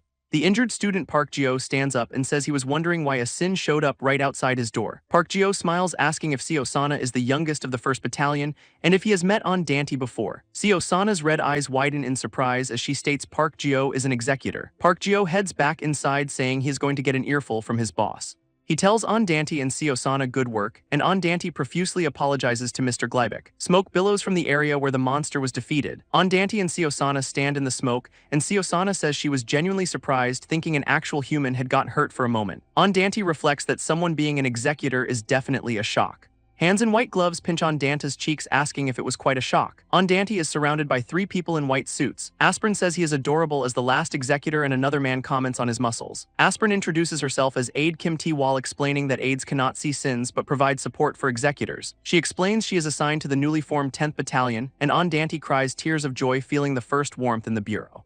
Dante asks if he reports to the bureau tomorrow, but Aspirin tells him he goes to school. Aspirin explains that executors do not age and blend into human society in disguises that suit their appearances. She states the quota is 10 sins per week, and additional assignments may be given beyond that. Aspirin asks if Dante has any more questions. Dante asks about joining the military, but Aspirin says he cannot. He then asks about the police, but Aspirin says he cannot do that either. Dante despairs on the floor as Aspirin declares he is a high school student forever. Dante realizes this is what it means for executors to be hidden everywhere, and he thought Park Jio was an ordinary guy. Dante's purple eye is shown. A student is shown falling through the air. Dante tells Seosana that someone got hurt because of him. Seosana's red eyes are shown as she recalls a man crying in flames, wondering if she could not save everyone. Seosana tells Dante to give it a rest. She tells him there is no end to self-blame and the injuries from an executor's battle were not serious. Seosana says she has seen countless executors crumble under that weight, and Mr. Glybeck was the same way. Seosana playfully punches Dante, telling him he is a good person but needs to aim for the nail first. Dante yells that he gets it and is the executor. Seosana extends her hand to Dante, saying she will give him credit as his senior and is curious what kind of executor he will become. Dante is surprised by her kindness and thanks her, but Seosana then falls over laughing. Dante laughs heartily. Dante falls to the ground, asking why again, as Seosana tells him not to pull out his power whenever he feels like it. Dante asks Siosana what she meant when she said Mr. Glybeck was the same. Siosana looks back saying that by the time she became an executor, Mr. Glybeck was already. She tells Dante if he is curious, he should go see for himself. Another man in a hoodie, Senior Winston, appears and says the area is cleaned up.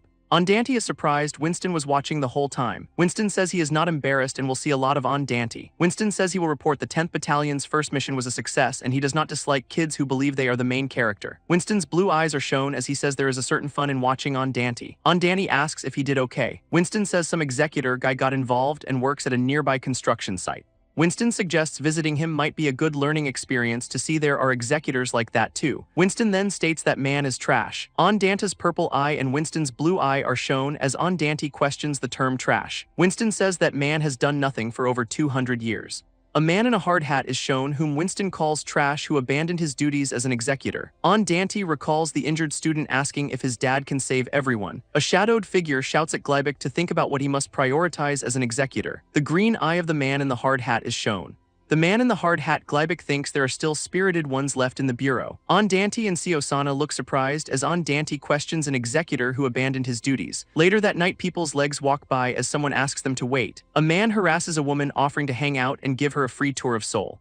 The man continues to harass her, suggesting fun and a trip to a hotel, making the woman look uncomfortable. A man with glasses intervenes, telling the harasser to stop because the woman clearly does not want this. The harasser reacts angrily, asking what the little shrimp said. The harasser's friend tells him to knock it off, but the harasser asks if he needs permission to talk to a girl. The man with glasses thinks people are less interested in others' business than one would think. A police certificate and an ID badge are shown as the man thinks his achievements do not make up for his unremarkable appearance. The man's eye behind his glasses is shown as he thinks for better or for worse. People walk by, ignoring the scene. The man thinks people simply do not pay attention to others and says, "Excuse me."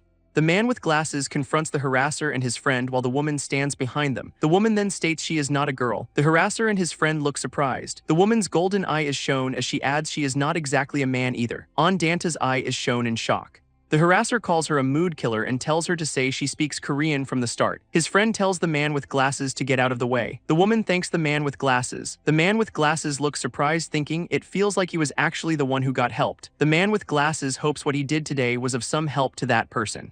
The woman with golden eyes stands on a rooftop overlooking the city and says human cities are the best. Her eyes glow yellow as she smiles menacingly, saying human cities are utterly brimming with malice. A blue-skinned person with tentacles for hair says surprisingly, Lord Moroa does not kill humans very often. The blue-skinned person named Mistrid looks at Lord Moroa. Lord Moroa tells Mistrid his grasp of human language has improved quite a bit. She calls Mistrid disgustingly ugly and asks when he will evolve. Mistrid apologizes. Mistrid asks if he may kill the insolent human from earlier as an act of apology, but Lord Moroa says killing bad guys is no fun. Lord Moroa states a good person is truly the finest thing. She describes the effort to live righteously, their morality, their self-restraint, and the despair of those left behind. Lord Moroa says the fact that one can strip away all of that with a single life is more thrilling than a simple kill. A man lies dead on the ground. The man with glasses, Shin Hee-woong, is shown smiling as he repeats, "Please stop." She clearly does not want this. Lord Moroa smiles, thinking what a wonderful first experience right as she arrived in Seoul. Mistrid asks if he should find another good person, but Lord Moroa says it is time to start the mission. Lord Moroa reminds Mistrid of her promise to let him kill those amusing ones. Mistrid says thanks to Lord Moroa, he was able to become something far beyond an ordinary sin. Mistrid says he is ready as soon as Lord Moroa gives the order.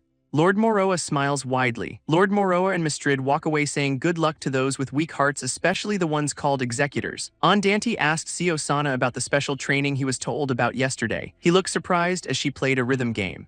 A game screen showed Siosana had achieved a high score of 998,702 with 298 perfects. Siosana then told him his biggest problem was not controlling his power and just going all out. She explained this was custom special training for him and told him to slam his head into something if he had complaints. Dante's fist was shown ready to punch. He hit a punching machine and questioned what hitting it with normal strength had to do with controlling his power. Siosana looked surprised at him and he looked surprised back. She remarked it sounded like he had complaints about his superior's orders. Dante stated they were a purely decorative 10th Battalion. Siosana asked who was effectively the commander in a battalion with just the two of them. Dante replied it was Captain Siosana. She reminded him she was the one who asked for special training first, and he agreed to no more backtalk. Dante decided he did not care if he had to hit the punching machine hundreds of times as long as it made him stronger.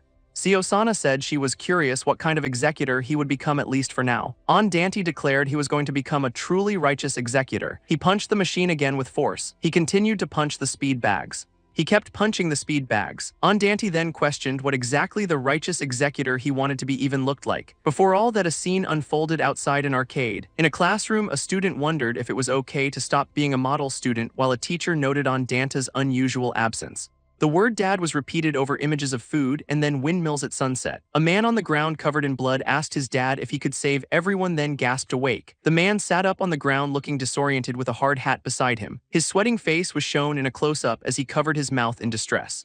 The man sat alone on the ground looking exhausted. A fellow worker called him Glybek and questioned why he was dozing off when he usually worked even during breaks. The worker invited Glybek to eat with them, mentioning a place with good gukbap, but Glybek declined. Another worker told their boss to leave Glybek alone, saying fussing over the foreign guy killed the mood.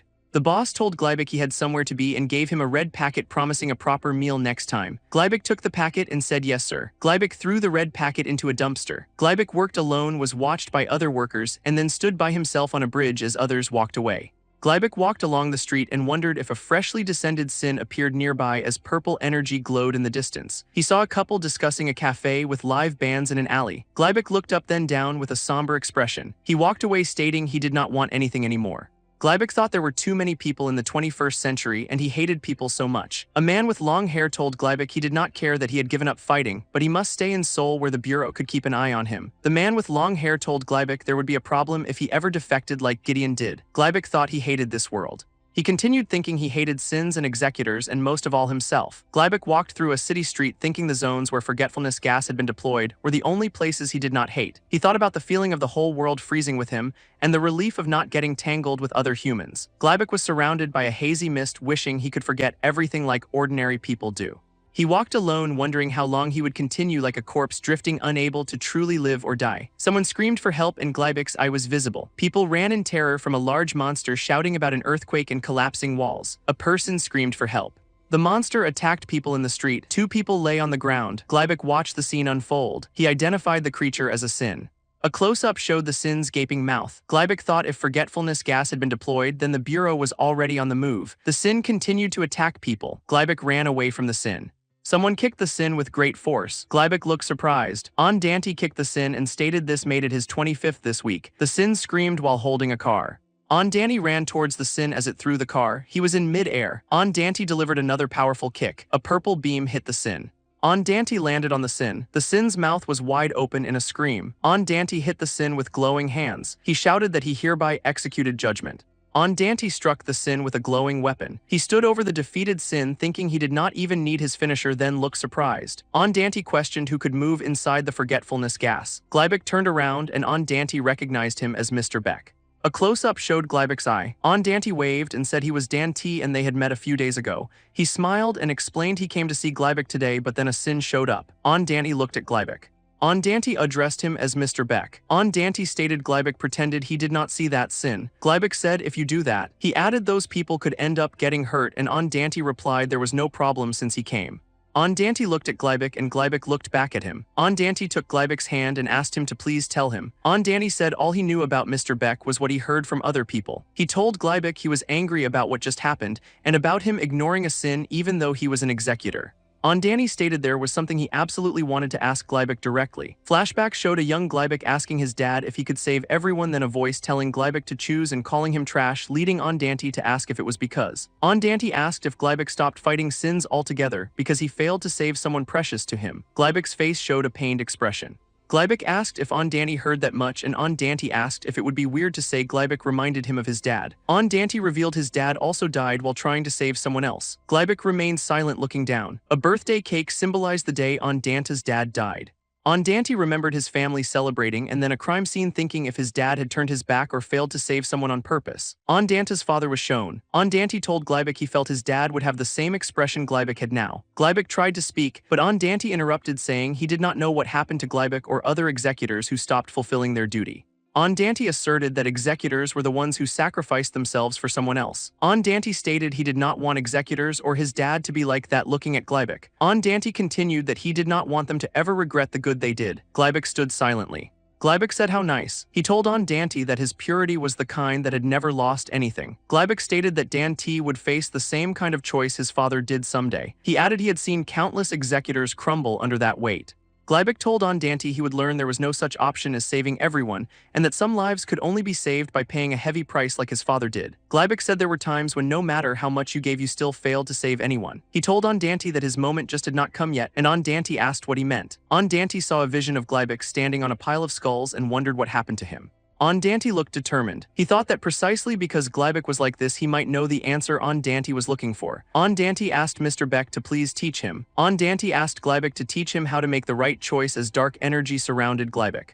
Dante looked surprised as Gleibek smiled. Sana receives a call on a rooftop from the Bureau of Execution. She reports the 10th Battalion's subjugation count for the week is 32 sins. An excited woman on the phone praises Sana for her amazing subjugation count. Sana asks if there are any special notes and the woman confirms there are. The woman introduces herself as Kim T-Rim and announces her assignment as aide to the 10th Battalion. Sana recognizes Kim T-Rim as her former aide and asks if she was demoted. Kim T-Rim explains that aides are bound to the Bureau for life regardless of battalion.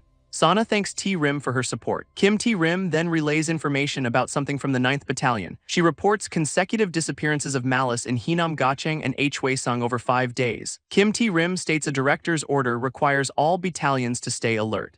Sana realizes the 10th Battalion is excluded and tells T-Rim about a wiretap. She acknowledges the wiretap and decides to pass the information along. Sana jumps off the building to find her subordinate. Meanwhile, Park Jio's purple tentacles attack a man as Dante watches. Dante looks surprised as Dehyun is attacked by the dark energy. He wonders what these tentacles are that are attacking Dehyun. Dante recalls destroying the caterpillar's nail and questions the source of this new attack. A large arm with blood splatters appears as he considers the situation. A black burst of energy appears against a yellow background. Dante punches a purple tentacle stating it is another sin. His hand grabs a spiky part of the tentacle drawing blood. Dehyun looks surprised with a scratch on his face. Dante is surrounded by the purple tentacles. He kicks a tentacle away from Dehyun. A tentacle then grabs Dante and lifts him. He shouts in frustration while caught by the tentacle. Dante remains suspended by the tentacles as Dehyun lies on the ground. He realizes he cannot find a nail and concludes this is not the Sin's main body. The tentacles throw Dante into the air. Dante recalls a past training session where he was told there is more than one way to handle his power. He remembers Sana explaining that while the 4th Battalion uses grace, every executor can use a specific power and Aspirin is shown using her healing power. Sana reveals that power is omniscient. Dante asks if she means batteries, but Sana clarifies it refers to omniscient and omnipotent. Sana explains to expand the power flowing from his heart into a sphere wrapping himself in it. A large glowing golden sphere expands around Dante and Dehyun. Dante exclaims he felt something catching on it and Sana confirms it. Sana explains that malice is the force leaking from a Sin's body and is the counterpart to their power. Dante understands he can use Omniscient to find the Sin and activates a glowing gauntlet on his arm.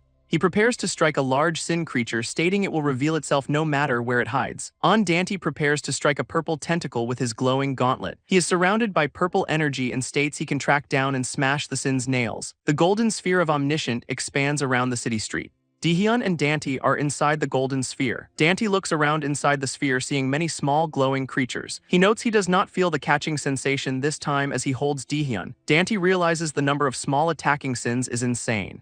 He shouts that something is coming and Dehyun looks surprised. Dante holds Dehyun and dodges multiple glowing projectiles. He carries Dehyun while swiftly avoiding more incoming attacks. Dante is hit by several glowing red spikes and screams in pain. He observes these attacks are unlike previous Sins and are from low-level Sins with no aggression. Dante notices the small Sins are completely ignoring everyone else. He deduces someone is targeting them from a distance where no one can perceive them. Dante is hit again and questions if they are targeting the executor's heart.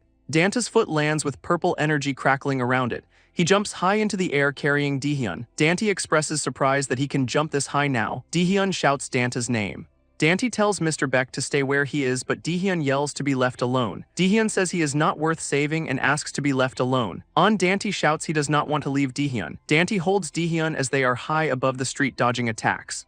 They continue to evade projectiles in mid-air. Dehyun questions Dante's actions. Dante declares that no matter what Dehyun thinks of himself, he would regret turning his back on him. Dante states he would regret it even if Dehyun abandoned his duty as an executor.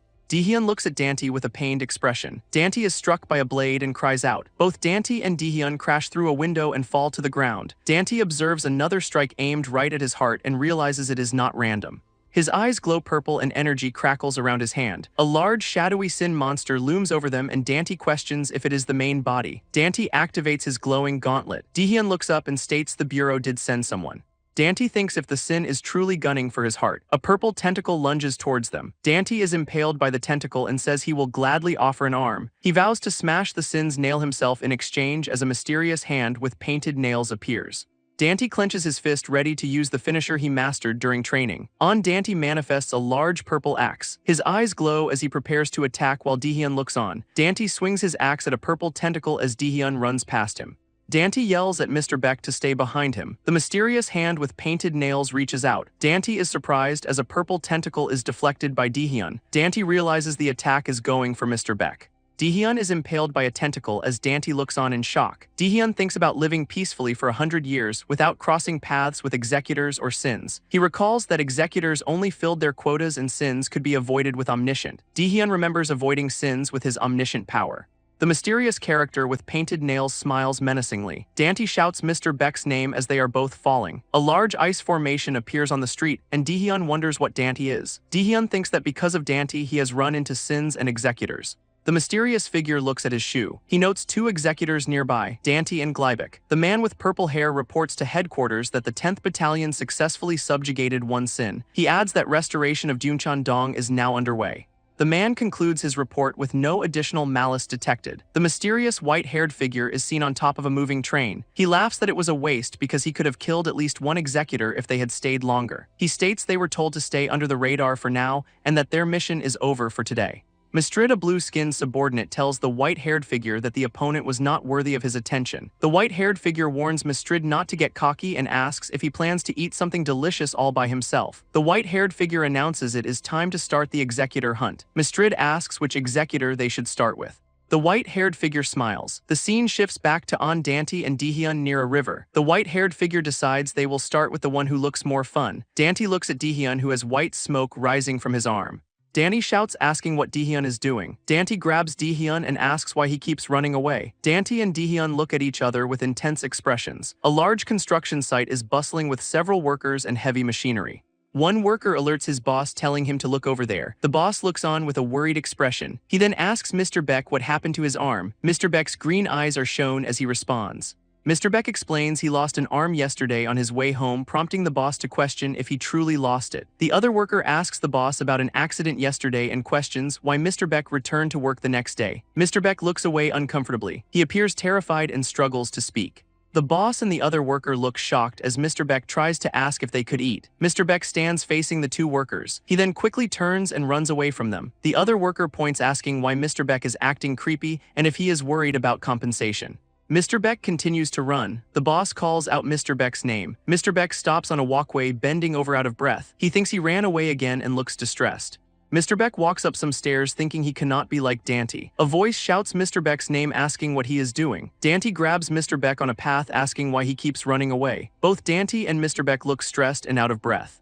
Mr. Beck thinks an executioner he did not want to meet came to see him, as someone calls Glybic the worst kind of trash. Mr. Beck tells Dante he figured it would be fine since the sin targeting them disappeared anyway. Dante looks anxious, reading a message on his phone that states it has been deleted. Dante apologizes for getting worked up, and Mr. Beck says he accepts it easily and is a strange one.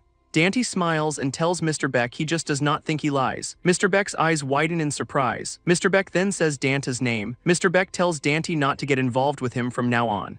Mr. Beck tells Dante he really should not get involved with him while Dante's arm glows. Mr. Beck's eye shows a reflection of Dante's glowing arm. Dante looks scared and holds his stomach. A convenience store exterior is now visible. 2 people sit outside the store eating, and one says it reminds him of going to the valley as a kid. Dante hands Mr. Beck some food, and Mr. Beck asks if shops sell cooked food these days. Dante says he just heated it up in the microwave, and Mr. Beck asks about the microwave. Mr. Beck eats the food with chopsticks. Dante smiles and asks if it tastes good. Mr. Beck asks if it is stampot. A child shouts that they are having stampot for dinner. Dante tells Mr. Beck it is a sausage lunchbox and asks if he knows sausages. Mr. Beck says his son liked a similar dish and that it is good. Mr. Beck says he has not had a proper meal in almost 100 years, which shocks Dante. Dante asks what, and Mr. Beck says he does not really have an appetite, adding that an executioner does not die just because he does not eat. Mr. Beck says times have changed, but kids still like sausages. Dante's purple eye is shown looking thoughtful. Dante says he thought Mr. Beck really cared about his son, and Mr. Beck agrees. Mr. Beck says his son was a kind kid who loved stampot, but he has been dead a long time now. Dante looks sad and surprised. A flashback shows a man crying over a dead child and asking his dad if he can save everyone. Mr. Beck says it has been 217 years this year. A girl with pink hair shouts for Glybeck to choose now, and a boy says dad. Mr. Beck thinks he was the worst kind of father who could not save his own son and an incompetent executioner. He thinks someone like him who could not save anyone has no right to protect anyone ever again. Mr. Beck says that is why he does not want to be involved with anything anymore. Dante stares with an intense expression. Dante covers his face with his hand. Mr. Beck looks at Dante and says he disagrees. Mr. Beck eats a sausage. Dante tells Mr. Beck that like he said they are not the same as his dad. They are executors. Dante tells Mr. Beck his dad said he was going to catch every last criminal in the world. A young Dante asks his dad how he could catch them all by himself. Dante's dad brushes his teeth and says he will do it anyway. Dante's dad smiles and says he cannot let bad guys hurt his Dante. Dante thinks his dad must have known it was impossible. Young Dante thinks his dad definitely knew it was impossible. Dante says even so the reason his dad still risked his life to save someone on his birthday. Dante thinks it was because there was a certain view his dad wanted to protect while a funeral is shown. Dante asks Mr. Beck if he did not have something like that too. Mr. Beck closes his eyes as a scene of windmills in a field is shown. Mr. Beck asks Dante what that has to do with them being executors. Dante says even though he lost his most precious person, his dad, thanks to this second life as an executor, he keeps finding new things to protect. Dante thinks of his mom, his friends T-Wall, Nuna, and everyone at the bureau. Dante tells Mr. Beck he could still find something new and precious too. The construction workers look up at something. Mr. Beck clenches his fist on the table. Dante smiles and says maybe that is what his dad wanted to protect, things like that. Dante tells Mr. Beck he wants to see that same view too, so he will not give up even when the moment he talked about comes. Mr. Beck covers his face with his hand. Dante smiles and thinks maybe he just does not want to leave Mr. Beck alone. Dante tells Mr. Beck he wanted to ask what a truly righteous executor is but ended up talking about himself instead. Dante looks at Mr. Beck and says thank you. Dante asks what Mr. Beck said, then realizes he is leaving already. Mr. Beck shouts Dante's name as he runs away. Dante smiles to himself. He thinks it is not just kids who like sausages these days. Dante thinks his dad loved sausages more than anything too. Mr. Beck walks up some stairs and thinks Dante is an unusual kid for an executor. Mr. Beck thinks about precious things. He thinks about a proper meal for the first time in ages and a conversation with another person. Mr. Beck thinks there is a part of him that believes maybe those tiny trivial moments. A man smiles while serving stampot to a happy child. A dish of stampot with sausage is shown. Mr. Beck thinks about the sausage lunchbox and decides to buy one on his way home. Mr. Beck asks someone if they know something. A smiling person with fangs says every human has a shadow. Mr. Beck looks shocked. The person says Mr. Beck is not even human yet covered in shadows. The person sits on stairs and says there is no malice coming off Mr. Beck at all. Mr. Beck's eye widens in shock. Mr. Beck thinks it is odd there should not be a human without malice and asks the person who they are and if they have business with him. The person says the malice that humans emit and their filthy shadows are what they are. The person with yellow eyes smiles menacingly and says that is what they the sins are. Mr. Beck looks shocked as the person calls him an executor. Mr. Beck is attacked by dark purple tentacles. Mr. Beck releases a blast of white malice. Malice is the bad intent that every person carries. Just as executors are beings made of power, sins are beings made of malice. Mr. Beck is thrown through the air and the voice wonders about this guy. The sin grabs Mr. Beck and asks if he is controlling malice. The sin thinks there is no doubt it is the one who attacked them yesterday. The sin thinks it is an intelligent sin that knows about executors. Mr. Beck looks terrified. Mr. Beck and the sin are thrown through the air. The sin kicks Mr. Beck and asks if he is surprised and flustered. The sin kicks Mr. Beck, who crashes to the ground. Mr. Beck and the sin both fall to the ground. The sin smiles and says it is true those with white hearts really are something else. The sin attacks Mr. Beck with dark tentacles. The sin shouts that Mr. Beck is nothing special and is on his tiptoes. Blood drips from Mr. Beck's mouth as he gasps. Mr. Beck is impaled by dark tentacles while the sin looks on. Mr. Beck thinks the sin knows the executor's weak points and avoids the vitals, so it wants to play with him. The sin laughs and says that was the plan, but now it wants to ask why he is not struggling. Mr. Beck is pinned to the ground by tentacles and looks surprised. Dante smiles in a memory. Mr. Beck's eye shows a tear falling. Mr. Beck thinks to Dante that he talked about sausages and views, but blood drips from Mr. Beck's hand. Mr. Beck thinks his body will not move anymore. Mr. Beck thinks his body already knows that any view he truly wanted to protect is long gone and he does not have the right to struggle. The sin smiles and tells Mr. Beck to kill it if he is going to. A man with blue hair and a hat calls Glybeck the worst kind of trash. Mr. Beck thinks if this is the end that befits someone who used to be called a father, then he does not care if he dies. A young Glybeck is told to hurry and pray. Two figures stand by a tombstone and one tells the other to hurry and pray. Mr. Beck currently thinks he does not care if he dies while a young Glybeck is questioned about his actions. He then reflects that no one's death is meaningless as Gleibik is told to hurry and pray by a figure at a tombstone. Gleibik then faced his first death being stabbed in a street. He died saving his wife when his son was 5 years old. A human who sacrifices themselves for another is granted 2 rights. When Gleibik opened his eyes again, an executor like him stood beside him. The executor was Aspirin, a young girl with pink hair and different colored eyes. She told him his power was a gift from the Pure One above in Rotterdam in 1791. Gleibik spent his days as a doctor by day in Rotterdam. He also worked as an executor by night, living a life where he could truly save everyone. He was happy then as a father when his son Theo announced dinner was ready. He asked Theo if he wanted to be a doctor when he grew up. Theo said no because he was not as smart as his dad, the doctor who never lost a patient. Theo declared he would be a soldier to protect their town so his dad could save people without worrying. Gleibik looked at his son with a gentle smile. He believed his choices had never been wrong. Then someone called out for Dr. Gleibik in a snowy town. A voice urgently called for the doctor about a critical patient. Another voice called for Dr. Gleibik from another location. That day was stranger than usual. Dr. Gleibik looked up with a worried expression.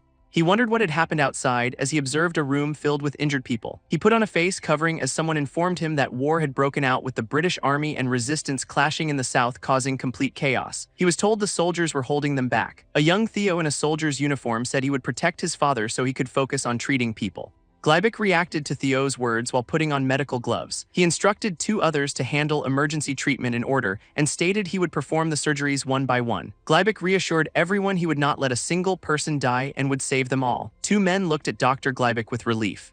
A woman in a long dress walked past the men calling out Gleibik's name. Gleibik looked determined, wearing his face covering. Aspirin and Winston arrived, and Winston asked if a sin caused this. Winston explained that during war sins descend drawn by the massive malice of humans. Gleibik stated they were on the clock if even Winston got hit. Winston said the sins were estimated level 3 atrocious and there were too many of them. Aspirin stated she had pinned their feet down with her grace, but they lacked enough firepower and told them to move. Someone asked Dr. Gleibik about these people and if he was planning to go anywhere.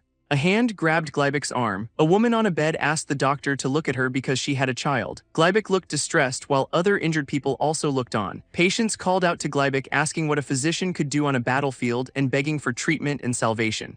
Gleibik told everyone there were plenty of other competent doctors, but a patient insisted there was no doctor in Rotterdam better than him. Gleibik looked conflicted. He thought that as a doctor he had people to save, and as an executor he had people to protect. Gleibik closed his eyes in thought.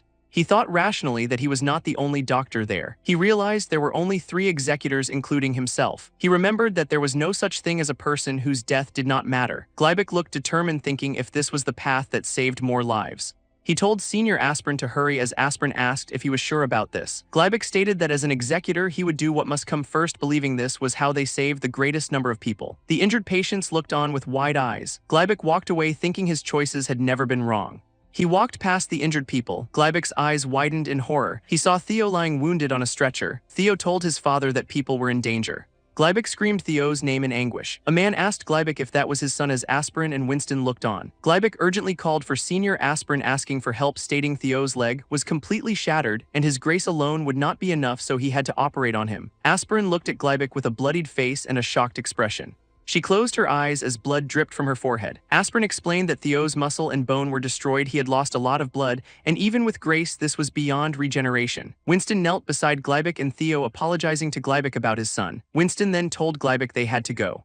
Gleibik cried, realizing his son had no chance. Winston told Gleibik he counted 50 sins, which was more than enough to wipe an entire city off the map. He explained that remaining local executors were dispatched to Haiti and Serbia, so only the 3 of them could stop this now. Winston stated he specialized in detection and Aspirin in treatment, so they needed Gleibik's strength. Gleibik clutched his head in agony. Aspirin told Gleibik there was nothing to agonize over. She reminded him that it was 1 life versus 100, and the one who chose what must come first for an executor was him. Aspirin stated that just a moment ago Gleibik chose the soldiers on the battlefield and the people of this city over the patients in this room.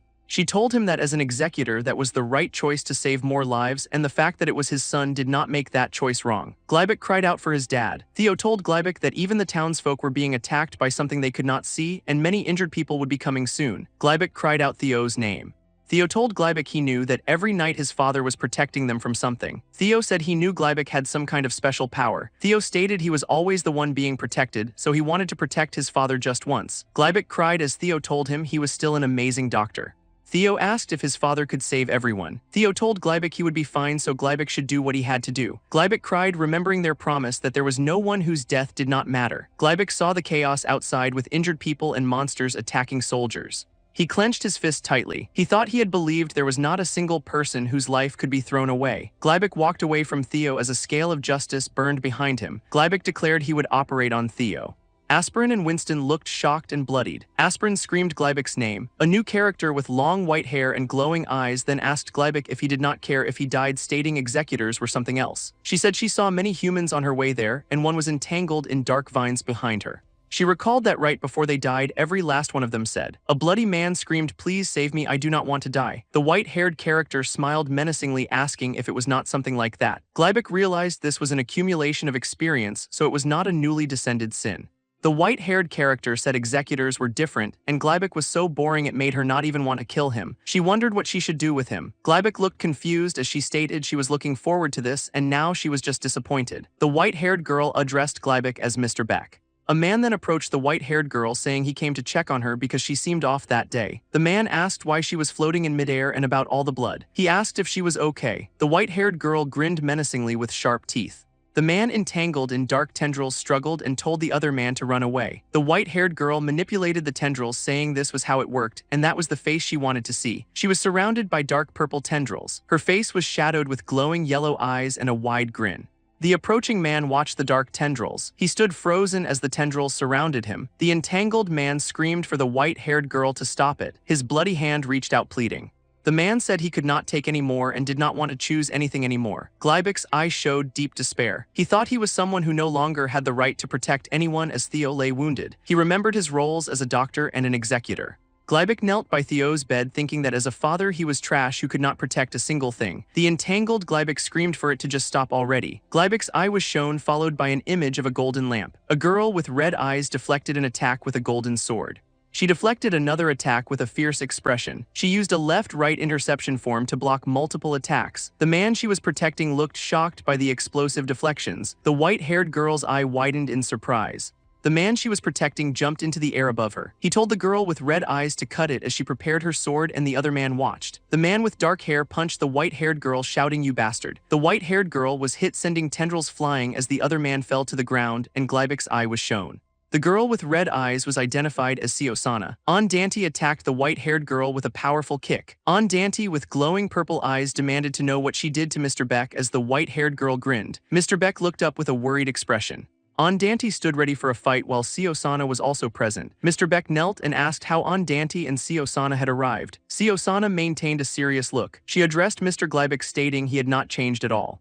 Mr. Beck appeared troubled as Siosana turned her head away. The scene shifted to a city at night as someone called out Siosana's name. Siosana stood on train tracks in the dark looking at her phone. She asked Dante why he had a pathetic look hunched over. Dante replied he had something to tell her about being attacked by a sin. Siosana responded that it was just another day at the office. Dante exclaimed he had lost control, and Siosana asked if he was bragging. He insisted she listen, explaining the sin was completely different from anything they had seen so far. He described how it controlled small sins, went straight for the heart, then vanished instantly without a trace of its main body. Danny added that it felt like the sin understood executioners and deliberately targeted them. He expressed a strong feeling that the sin would return for him or Mr. Beck again. Siosana pondered this while looking at her phone, and Dante asked what she was thinking. Dante then asked if she meant it disappeared for 5 days right after malice was detected. Siosana confirmed that exact report was sent to all battalions except theirs. She explained this was why she wanted to meet him, asking if it aligned with his experience, and he agreed it did. Siosana explained the sin ranking system, stating the 40 sins executed this week were minor evil level 1. Danny said if the sin he described had those abilities, it was at least atrocious. A flashback showed a monstrous sin, and a fallen executioner as a voice said it was worse than a sin of complicity. Danny said it was probably higher, and this was the one that attacked them yesterday. Danny kicked the sin, demanding to know what it did to Mr. Beck. Siosana stood next to a kneeling Mr. Beck. Siosana told Mr. Gleibik that he did nothing even with such an absurd sin appearing. She accused him of abandoning his duty as an executioner. A series of flashbacks showed Mr. Beck's past failures, not just recently but a very long time ago. Siosana asked how many people he had pretended not to see with his power. Danny stated he could not just ignore something that dangerous. He said he wanted to help Mr. Beck, and Siosana replied they protected him whether he was a pathetic executioner or not. Dante asked why she had to say it like that and if she wanted him to praise Gleibik. He said that once you talked to him, Mr. Beck was actually a good person. A flashback showed Mr. Beck saying someone like him who could not save anyone had no right to protect anyone ever again. Dante told Seosana that Mr. Beck was not just some common idiot. Seosana looked at him with a serious expression. She said that Dante was misunderstanding something. She explained that when it came to saving people, whether they were a good person or not did not matter to them. She reminded Dante that he once saved a human who believed in him and said she was the same. Seosana's arm was wrapped in a golden bandage-like material. Seosana stated they killed sins and saved people while holding out her arm with a glowing sword. She asked if that was not what executioners were supposed to do. Mr. Beck looked down with a sad expression. Mr. Beck tried to speak to Sana as another figure appeared behind them. The figure dodged a punch. The white-haired person said that was an interesting line coming from her. Seosana was shocked realizing the person was suddenly behind them. The white-haired person held a glowing purple orb and asked about killing sins and saving people. Dante shouted Seosana's name, recognizing the ability as teleportation. Seosana looked enraged. She grabbed Mr. Beck by his jacket. Seosana used her sword to block an attack from the white-haired person who was kicking. Purple energy trailed from the white-haired person as they moved quickly. Dante cursed the white-haired person as he ran towards them. Dante confronted the white-haired person, declaring himself their opponent. Dante kicked the white-haired person who blocked the attack with their arm. He was shocked that his execution weapon did not even leave a scratch. Dante observed that the white-haired person did not feel physically heavy at all. The white-haired person kicked Dante. Dante landed on his feet. He grabbed the white-haired person's leg and flipped them over. Dante shouted that in that case he would pin them down with his body weight. He landed on top of the white-haired person. Dante pinned the white-haired person to the ground. The impact created a shockwave on the ground. Dante held the white-haired person down. The white-haired person looked up at him. Seosana shouted at Dante asking what he was doing and to hit it.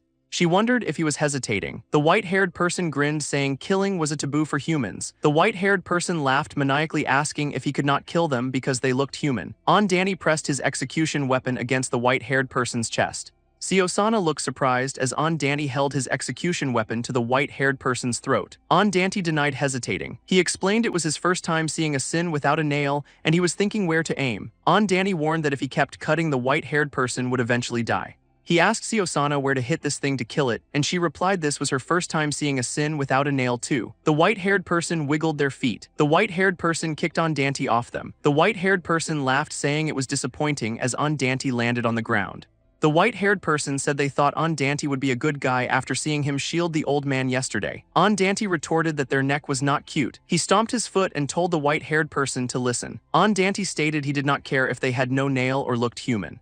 Mr. Beck and another man looked shocked, asking what happened as Dante added that the white-haired person trashed people's workplace. Dante declared that as long as they were a sin that attacked people, he would make sure they were erased. The white-haired person laughed as sharp purple spikes emerged from the ground around their foot. The white-haired person kicked Dante again.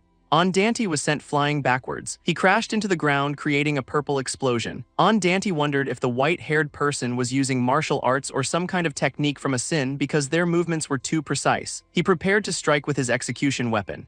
Dante shouted for them to bring it on. He swung his weapon, but the white-haired person dodged by jumping over him. Dante looked surprised. He shouted to Seosana that the white-haired person was going for her. Seosana shouted back, asking where they thought they were going. The white-haired person laughed as they kicked Mr. Beck in the face. Dante cursed the white-haired person, asking what they were trying to do. Seosana stated that a sin's primary instinct was to kill humans. The white-haired person grinned, saying this one was different. Seosana thought everything the white-haired person said and did was like a pleasure killer. Dante and Seosana attacked the white-haired person simultaneously. The white-haired person addressed them as executors.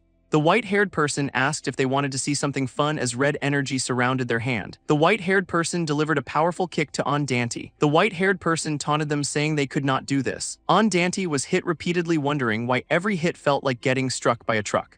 Seosana was also hit, calling the white-haired person a freakish bastard. Mr. Beck and the other man were shown lying on the ground. Mr. Beck looked up with blood on his face. He thought about saving people unconditionally and always executing sins. Mr. Beck watched Dante and Seosana fighting. He thought that Seosana represented the ideal executioner. Mr. Beck reflected that he used to chase that ideal too, but there came a moment that felt like a fixed fate. He continued thinking about realizing his power could not change anything at all. The white-haired person stood over the injured Dante, and Seosana asking if they truly would not break when that moment came. Seosana told Dante to stall the white-haired person for a bit. She revealed she had a plan, and Dante replied it was a coincidence because he needed one too. Seosana instructs Dante to stall Valdemar for a moment. She reveals her plan and Dante replies that it is a coincidence as he needed one too. Valdemar observes them from a distance. He then begins to move forward. Valdemar charges as Dante and Seosana split up. Valdemar questions if their split is a diversion or a trap and if they will not protect the humans. He then states that the reason does not really matter. Valdemar says he will play along a little, aiming a kick at Seosana. He grins, his eyes glowing yellow. As Seosana dodges, Dante kicks Valdemar in the face. Valdemar is sent flying back as Dante and Seosana continue to move. Dante tells Valdemar he is his opponent, asking if it is hard for him to focus. Valdemar grins, replying that Dante has been all bluster from the start. Dante shouts back that it is not bluster. He declares it is will, punching Valdemar. Elsewhere, Mr. Gleibeck in a green vest tries to wake up Mr. Beck. He releases a puff of gas from a canister. The canister is labeled Memory Lapse Gas 71. Seosana points, telling Mr. Gleibeck to take Mr. Beck and fall back. She tells him to run away as he always does and to take Mr. Beck with him. Seosana warns Mr. Gleibeck that if he has no will to fight, he should at least not get in the way. Mr. Gleibeck carries Mr. Beck down the stairs, questioning what will truly is. Valdemar states he does not need anything like that. He adds that this is just his little game, not a fight, as he bends over Dante. Blood drips onto the ground. Dante clutches his arm in pain. His eyes glow purple as he grits his teeth. Valdemar laughs, asking if there is still light in Dante's eyes. He tells Dante the reason his eyes do not go dead is simple. Valdemar kicks Dante in the stomach, explaining it is just because his body is tougher than a human's. He adds it is not because Dante's will is anything special, as he is sent flying back. Dante laughs, claiming this does not bother him at all. Valdemar tells Dante he has been avoiding his heart on purpose. Dante looks surprised by this revelation. Valdemar laughs, asking if he is surprised. Valdemar states that as long as Dante's heart is intact, he does not die. He states that yesterday was hilarious too, as he stands on a building overlooking the city. Valdemar recalls Dante and Mr. Gleibeck eating together after saving people. Valdemar says he would be thinking about the best way to kill Dante. Valdemar kicks Dante high into the air. Dante spits blood as he is sent flying. Valdemar states that until he crushes Dante's heart, he tells Dante he is not allowed to die. Valdemar grins maniacally. Dante tells Valdemar not to worry about that. He says they are definitely going to erase Valdemar first as they stare each other down. Dante shouts Seosana's name as he falls through the collapsing building. Valdemar looks surprised by a diversion from behind. Valdemar is also falling through the collapsing building. Sharp purple energy spikes erupt from the ground. Valdemar is hit by an attack as Dante falls through the debris. Seosana says Valdemar fell for such a cheap fake, telling him she is over here. Dante shouts nice one Seosana as she kicks Valdemar in the air. Seosana states that if it is still a sin, it has to have a weakness or a nail. She says she will find it and drag out the nail, even if she has to tear his whole body to pieces. Valdemar looks enraged, his eyes glowing red. Seosana says she went for both his neck and his heart. Dante and Seosana attack Valdemar in midair. Seosana stabs Valdemar with her sword. Dante then kicks Valdemar in the face. Valdemar screams in pain as Dante falls nearby. Valdemar yells that their teamwork is absolute trash, asking if they are playing around. He asks if they think they can erase him like this as Dante and Seosana rush him. Valdemar thinks about Seosana being the woman who keeps catching him off guard. He thinks about the boring old man who does not cling to his own life, and Dante who only charges in with his mouth running. Valdemar thinks it is like a pick and choose buffet. He smiles and says in that case. Valdemar wonders what kind of faces they will make if he kills the old man first. He smiles, saying it sounds fun. Seosana stabs Valdemar again. Valdemar looks surprised as he falls from the building. He acknowledges that Seosana is stubborn. Seosana tells him to knock it off already. Valdemar is hit with more purple energy spikes as he falls. Dante and Seosana continue to attack Valdemar in the air. Seosana asks Valdemar if he heard about executioners from someone and came under orders. Valdemar laughs and asks who knows. He states he was not expecting an honest answer anyway and was thrown off at first. Valdemar states he has never seen a sin with no nail like Seosana before. Seosana tells him there is no way she is losing to him. Seosana states that Valdemar is just somebody's little errand boy. Valdemar grins with a sharp-toothed smile. Seosana shouts his name. Dante carries a large container and jumps. Mr. Gleibeck and Mr. Beck are inside the container and Mr. Gleibeck yells at Dante to put him down. Dante shouts that evacuation is complete. Seosana and Valdemar stand on the building with the container nearby. Valdemar asks if that was on purpose. He asks if Seosana was provoking him and then punting Dante downward. Seosana holds her glowing sword. She states they are not just some slightly tougher humans. Seosana states they exist solely to erase sins and are executioners in the most literal sense. She activates Beak-1 drop form. Seosana is surrounded by purple energy as she charges at Valdemar. Valdemar stands still. He asks what Seosana just did. Valdemar asks if she was not going to show him something impressive. Siosana looks at him. She states executioners actually know how to use their heads unlike sins. Valdemar grins as debris falls around him. Valdemar asks if they only took out the pillars as the building collapses. Civilians on the ground look up at the collapsing building. Siosana jumps down and lands on the container. Dante asks if this is what they planned and if it is not a bit much. Siosana says the building was not even finished and they can rebuild it. Dante tells the civilians to get out quickly or get the gas ready. Mr. Glybic tells Dante he looks like a monster too. Mr. Glybic wonders if the kids really saved everyone. He wonders if he could have chosen to save everyone that day.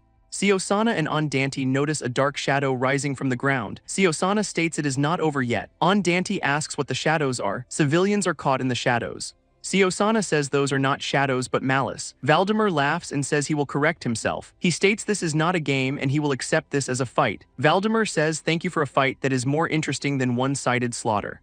Dante says Valdemar is dragging them in too. Valdemar says since they have entertained him so much he should return the favor. He introduces himself as Valdemar and says it is a pleasure to meet them again. Siosana looks enraged as civilians are suspended in the air by black tendrils. A dark red energy emanates from the ground. Dante looks shocked and asks what this is. He wonders if this is hell as a black sun appears in the sky and civilians are caught in the red energy.